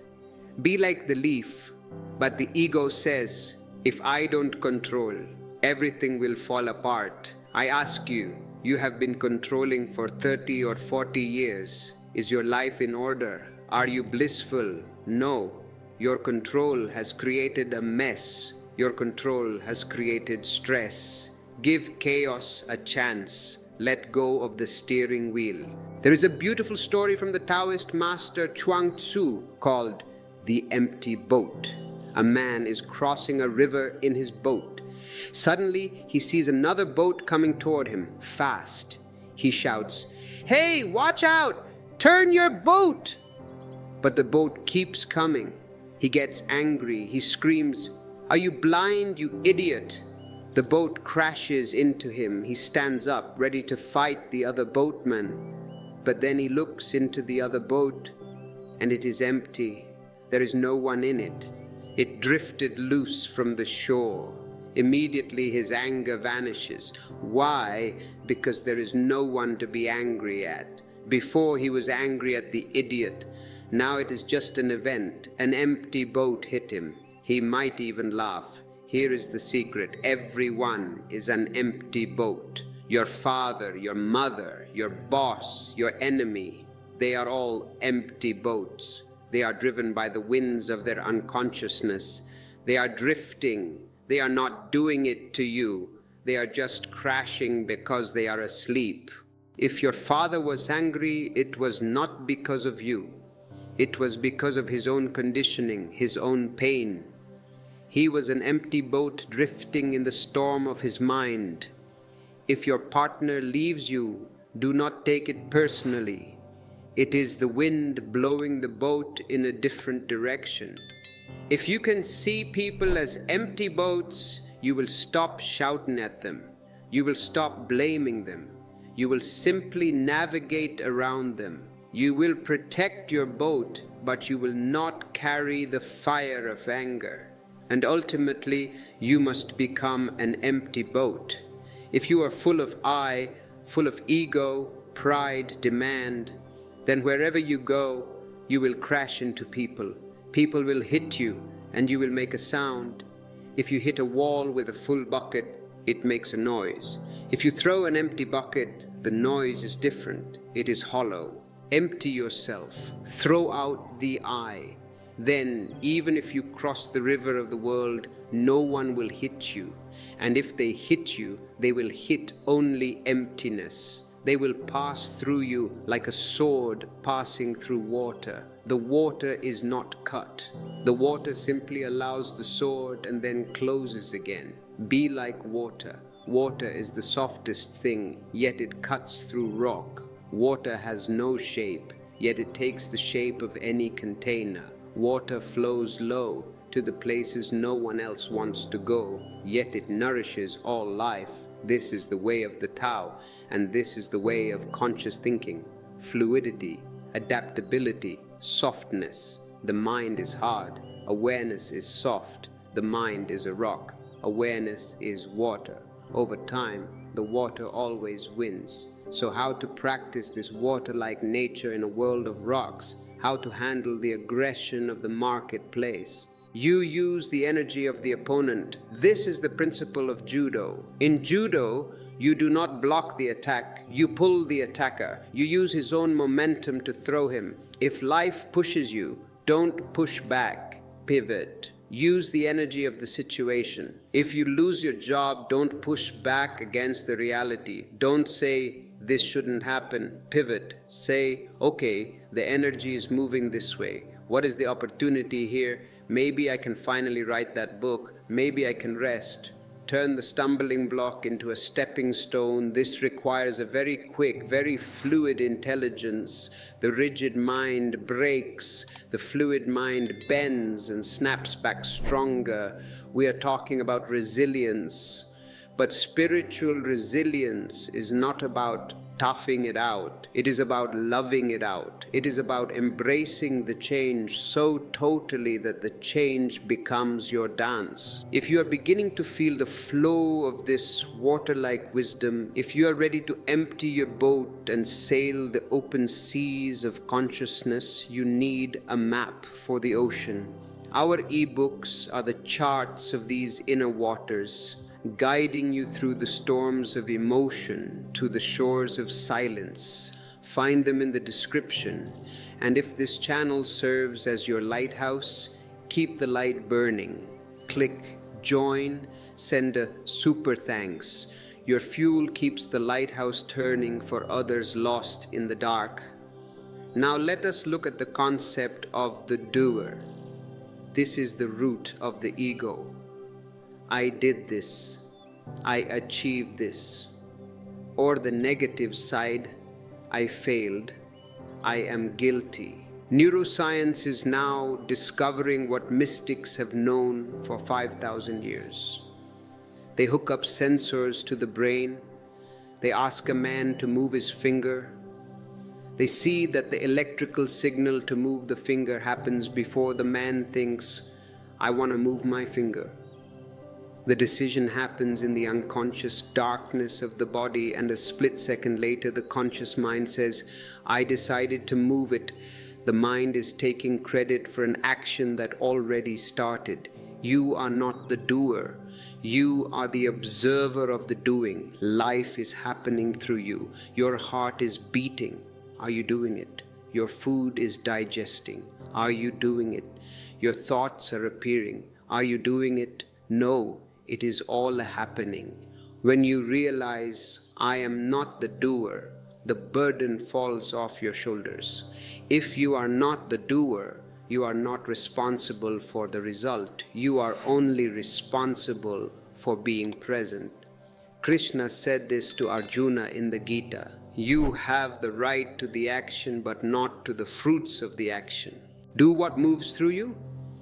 Do it totally. But don't look at the scoreboard. If success comes, fine. If failure comes, fine. It was not your doing anyway. It was the will of the whole. This takes away all performance anxiety. You can sing and you don't care if you are out of tune. You are enjoying the song. You can dance and you don't care if you look silly. The dance is the point. When the doer disappears, the deed becomes pure, and a pure deed is karma yoga. It leaves no trace. It does not create a psychological hang-up. When you help someone, if you think, I helped him, you create a bond. You expect gratitude. If he doesn't say thank you, you get angry. But if you help him and think, help happened through me, you are free. You don't need thanks. The act of helping was its own reward. Live like this, and you will walk through the world without leaving footprints. You will fly like a bird in the sky. The bird leaves no trace. This is the ultimate freedom, to be weightless. And finally, for this session, I want to speak about the magic of maybe. There is a Zen story about a farmer. His horse ran away. The neighbors said, such bad luck. The farmer said, maybe. The next day, the horse came back with 7 wild horses. The neighbors said, such good luck. The farmer said, maybe. The next day, his son rode a wild horse, fell and broke his leg. The neighbors said, such bad luck. The farmer said, maybe. The next day, the army came to draft young men for the war. They saw the broken leg and left the son behind. The neighbors said, such good luck. The farmer said, maybe. Do not label events too quickly. The mind wants to put a sticker on everything: good, bad, disaster, miracle. Rip off the stickers. You don't know the whole story. You are reading only one page of a very long book. What looks like a disaster today might be the blessing of tomorrow. What looks like a stroke of luck might be a trap. Wait, watch. Stay in the maybe. Maybe is an open mind. Good, bad is a closed mind. Maybe allows life to unfold. When you live in the maybe, you are humble. You admit you don't know the master plan.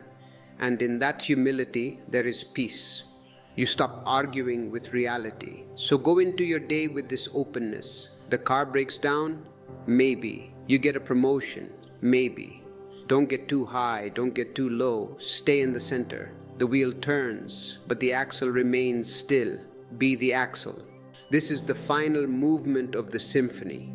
We have traveled from the noise of the mind to the silence of the witness. We have traveled from the chaos of emotions to the clarity of the heart. Now we must bring it all home. We must integrate the peak and the valley. Many seekers make a mistake. They fall in love with the peak. They love the moments of silence in meditation. They love the high, so they build a house on the peak and refuse to come down. They become escapists.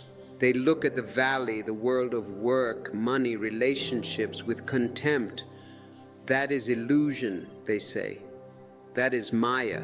But I tell you, if your truth cannot survive in the valley, it is not truth. It is fragile.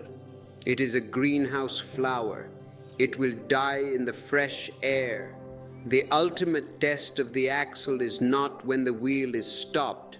The ultimate test is when the wheel is spinning at maximum speed.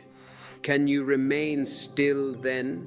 This is the state of the marketplace mystic. He looks like an ordinary man. He wears ordinary clothes. He eats ordinary food. He does not carry a staff or wear a halo. If you pass him on the street, you might not notice him. But if you look into his eyes, you will see a depth that has no bottom. If you sit near him, you will feel a cool breeze in the heat of the day. He is in the world, but the world is not in him. He touches the money, but the money does not stick to his fingers. He loves people, but he is not attached to them. He plays the game, but he knows it is a game. This integration is what the Zen masters call the return. In the famous 10 Bulls of Zen pictures, the final stage is not disappearing into the void. The final stage is the master entering the marketplace with wine-drenched hands, laughing, helping drunkards and butchers. He is so ordinary that he is extraordinary. He has forgotten that he is enlightened. He has dropped even the spiritual ego. He is just natural. To be natural is the hardest thing in the world because we are so conditioned to be artificial. We are plastic flowers. To become a real rose again, you have to drop all the plastic. And this brings us to the letting go of the raft. The Buddha told a parable. A man wants to cross a river. He builds a raft. He paddles across. It saves his life. But when he reaches the other shore, what does he do?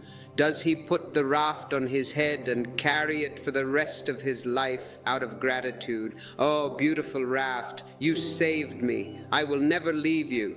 If he does that, he is a fool. The raft has become a burden. He must leave the raft at the shore and walk on. The raft is the method.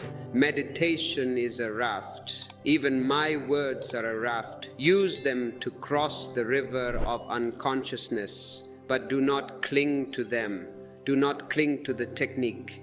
Do not cling to the master. The master is just a finger pointing to the moon. Look at the moon, don't suck the finger. Once you have seen the moon, once you have tasted your own silence, you don't need the finger anymore. You become your own light. Apo Dipo Bhava. Be a light unto yourself. This is my deepest wish for you. Not that you become my follower.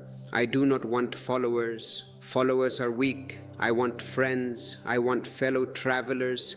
I want you to become masters in your own right, to stand on your own 2 feet, rooted in the earth, reaching for the stars. But before you can let go of the raft, you must use it. Do not use this parable as an excuse to be lazy. Oh, Osho says drop the raft, so I won't meditate. First, build the raft, cross the river, then drop it. You cannot drop what you do not have. So, continue your practice.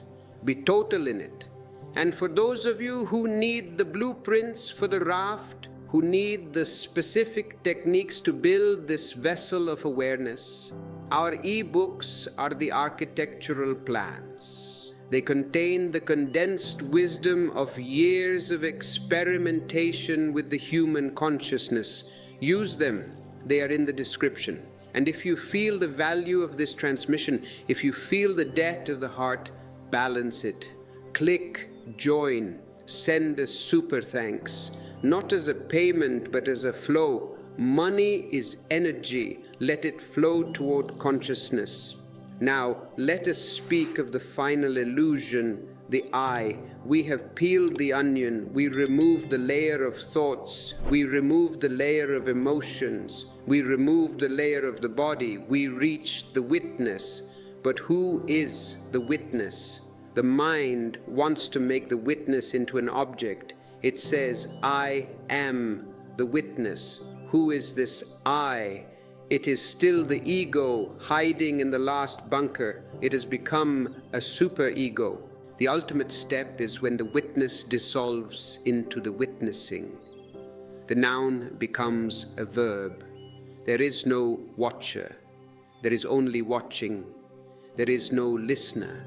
There is only listening. It is like a drop of water falling into the ocean. As long as the drop is falling, it can say, I am a drop. The moment it touches the ocean, where is the drop? It has become the ocean, but in a way the ocean has fallen into the drop. This is the death I spoke of earlier, the death of the separate self, and it is terrifying to the mind. The mind says, I will cease to exist. Yes, you will cease to exist, but life will explode. The walls will fall, and you will become the open sky. You lose the boundaries, but you gain the infinite. Is it a bad bargain to lose a tiny, miserable plastic ego and gain the whole universe? Only a miser would refuse this trade. Be a gambler. Bet everything on this dissolution. And when this happens, you don't become a zombie. You don't become vague. On the contrary, you become incredibly precise. Because there is no me to interfere, reality hits you directly, you respond perfectly. When you are hungry, you eat. When you are tired, you sleep. When you act totally. This is the Zen saying, when I eat, I just eat. When I sleep, I just sleep. It sounds easy. It is the hardest thing. When you eat, you are not just eating. You are swallowing the past, you are chewing the future, you are eating your problems. To just eat, to taste the flavor, the texture, the temperature, requires total no mind. Try it today. Take an orange, hold it, smell it, peel it slowly, see the spray of the zest, watch the color. Put a segment in your mouth, burst it against your palate, feel the juice. Don't think this is an orange, don't think vitamin C, just sensation. In that moment, you and the orange become one. That is God. God is not in the temple. God is in the orange. God is in the taste. If you can live with this intensity, every moment becomes a sacrament. You don't need to go to church. Your body is the church. Your life is the ritual. And what about the noise of the world? You ask, Osho, the world is getting crazier. Politics, wars, climate change, AI. How can I remain silent? I say to you, the world has always been crazy. It was crazy in the time of Jesus. It was crazy in the time of Buddha. Madness is the nature of the unconscious crowd. Do not wait for the world to become sane. It will not happen. The world is a school. It is meant to be difficult. It is a friction machine. The friction is needed to polish your soul. If there were no friction, you would remain a rough stone. Thank the madness. It is polishing you. And do not worry about the future of humanity. Worry about your future. Because if you wake up, you raise the level of consciousness of the whole planet. You are the solution, not your theories, not your activism. You, your being. A single candle can light 1,000 other candles without losing its own light. Be that candle. When you go back to your job tomorrow, don't go as a worker. Go as a spy. a spy for the divine. You are there doing the paperwork, attending the meetings, nodding your head, but inside you are laughing, inside you are witnessing. You are in the matrix, but you are not of the matrix. This game is fun. If you take it seriously, it is a tragedy. If you take it playfully, it is a comedy. Turn your life into a comedy. Laugh at your own mistakes. Laugh at the absurdity of people's egos. Not a mocking laughter, but a loving laughter. Look how funny we humans are, pretending to be so important. And in this laughter, fear cannot exist. The devil cannot enter a laughing heart. The devil is very serious. He cannot handle a joke. Now, I want to give you a final secret key. It is the key of not knowing. Knowledge is a barrier. Knowledge is dust in the eyes. The more you think you know, the less you see. I know this is a tree. No, you don't. You only know the word tree. You don't know the mystery of this living explosion of green. I know my wife. No, you don't. She is an infinite universe. Drop your knowledge. Became an agnostic. Not the agnostic who says, I don't care, but the agnostic who says, I don't know, and I am in wonder. Move from knowledge to wonder. Look at the stars tonight. Don't look like an astronomer. Don't name them. Look like a child. Feel the awe, the vastness. Let the mystery penetrate you. That awe is the door. When you are in awe, the mind stops. You cannot be in awe and think at the same time. Wonder is the highest form of intelligence. Live in wonder. Every meal is a surprise. Every breath is a gift. Every face is a new painting. If you can live in not knowing, you are innocent. And innocence is the only qualification for the divine. So, my friends, my fellow travelers, we have come a long way in these words, but words are just dry leaves. Do not collect them, burn them. Let the fire of understanding warm you, but don't carry the ashes. What matters is not what I have said. What matters is what has happened in the silence between the words. Did you feel it? Did you feel the gap? Did you feel the breeze? That is the transmission. Keep that, cherish that, water that. And do not worry about how long will it take. Time is an illusion. It can happen in a split second. It can happen right now. It is not a journey of miles. It is a journey of eyelids. You just have to open your eyes. The sun is already there. You don't have to manufacture the sun. You just have to stop keeping your eyes closed. Open your eyes, look, see, be. You are not the thoughts. You are not the thinker. You are the awareness that holds them both. You are the sky. This is the truth. And the truth shall make you free, not tomorrow, now. If this truth has struck a chord in your heart, do not let the vibration die out. Sustain it, nurture it.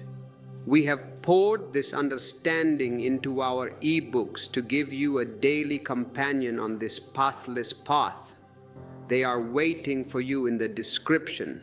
And if you wish to help us keep this river flowing to the millions who are still thirsty, make a gesture of gratitude. Click the join button, offer a super thanks. Your generosity is the proof of your overflowing heart.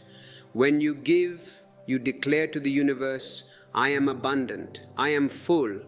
And the universe replies, yes, you are. Go now, return to the marketplace, but take the silence with you.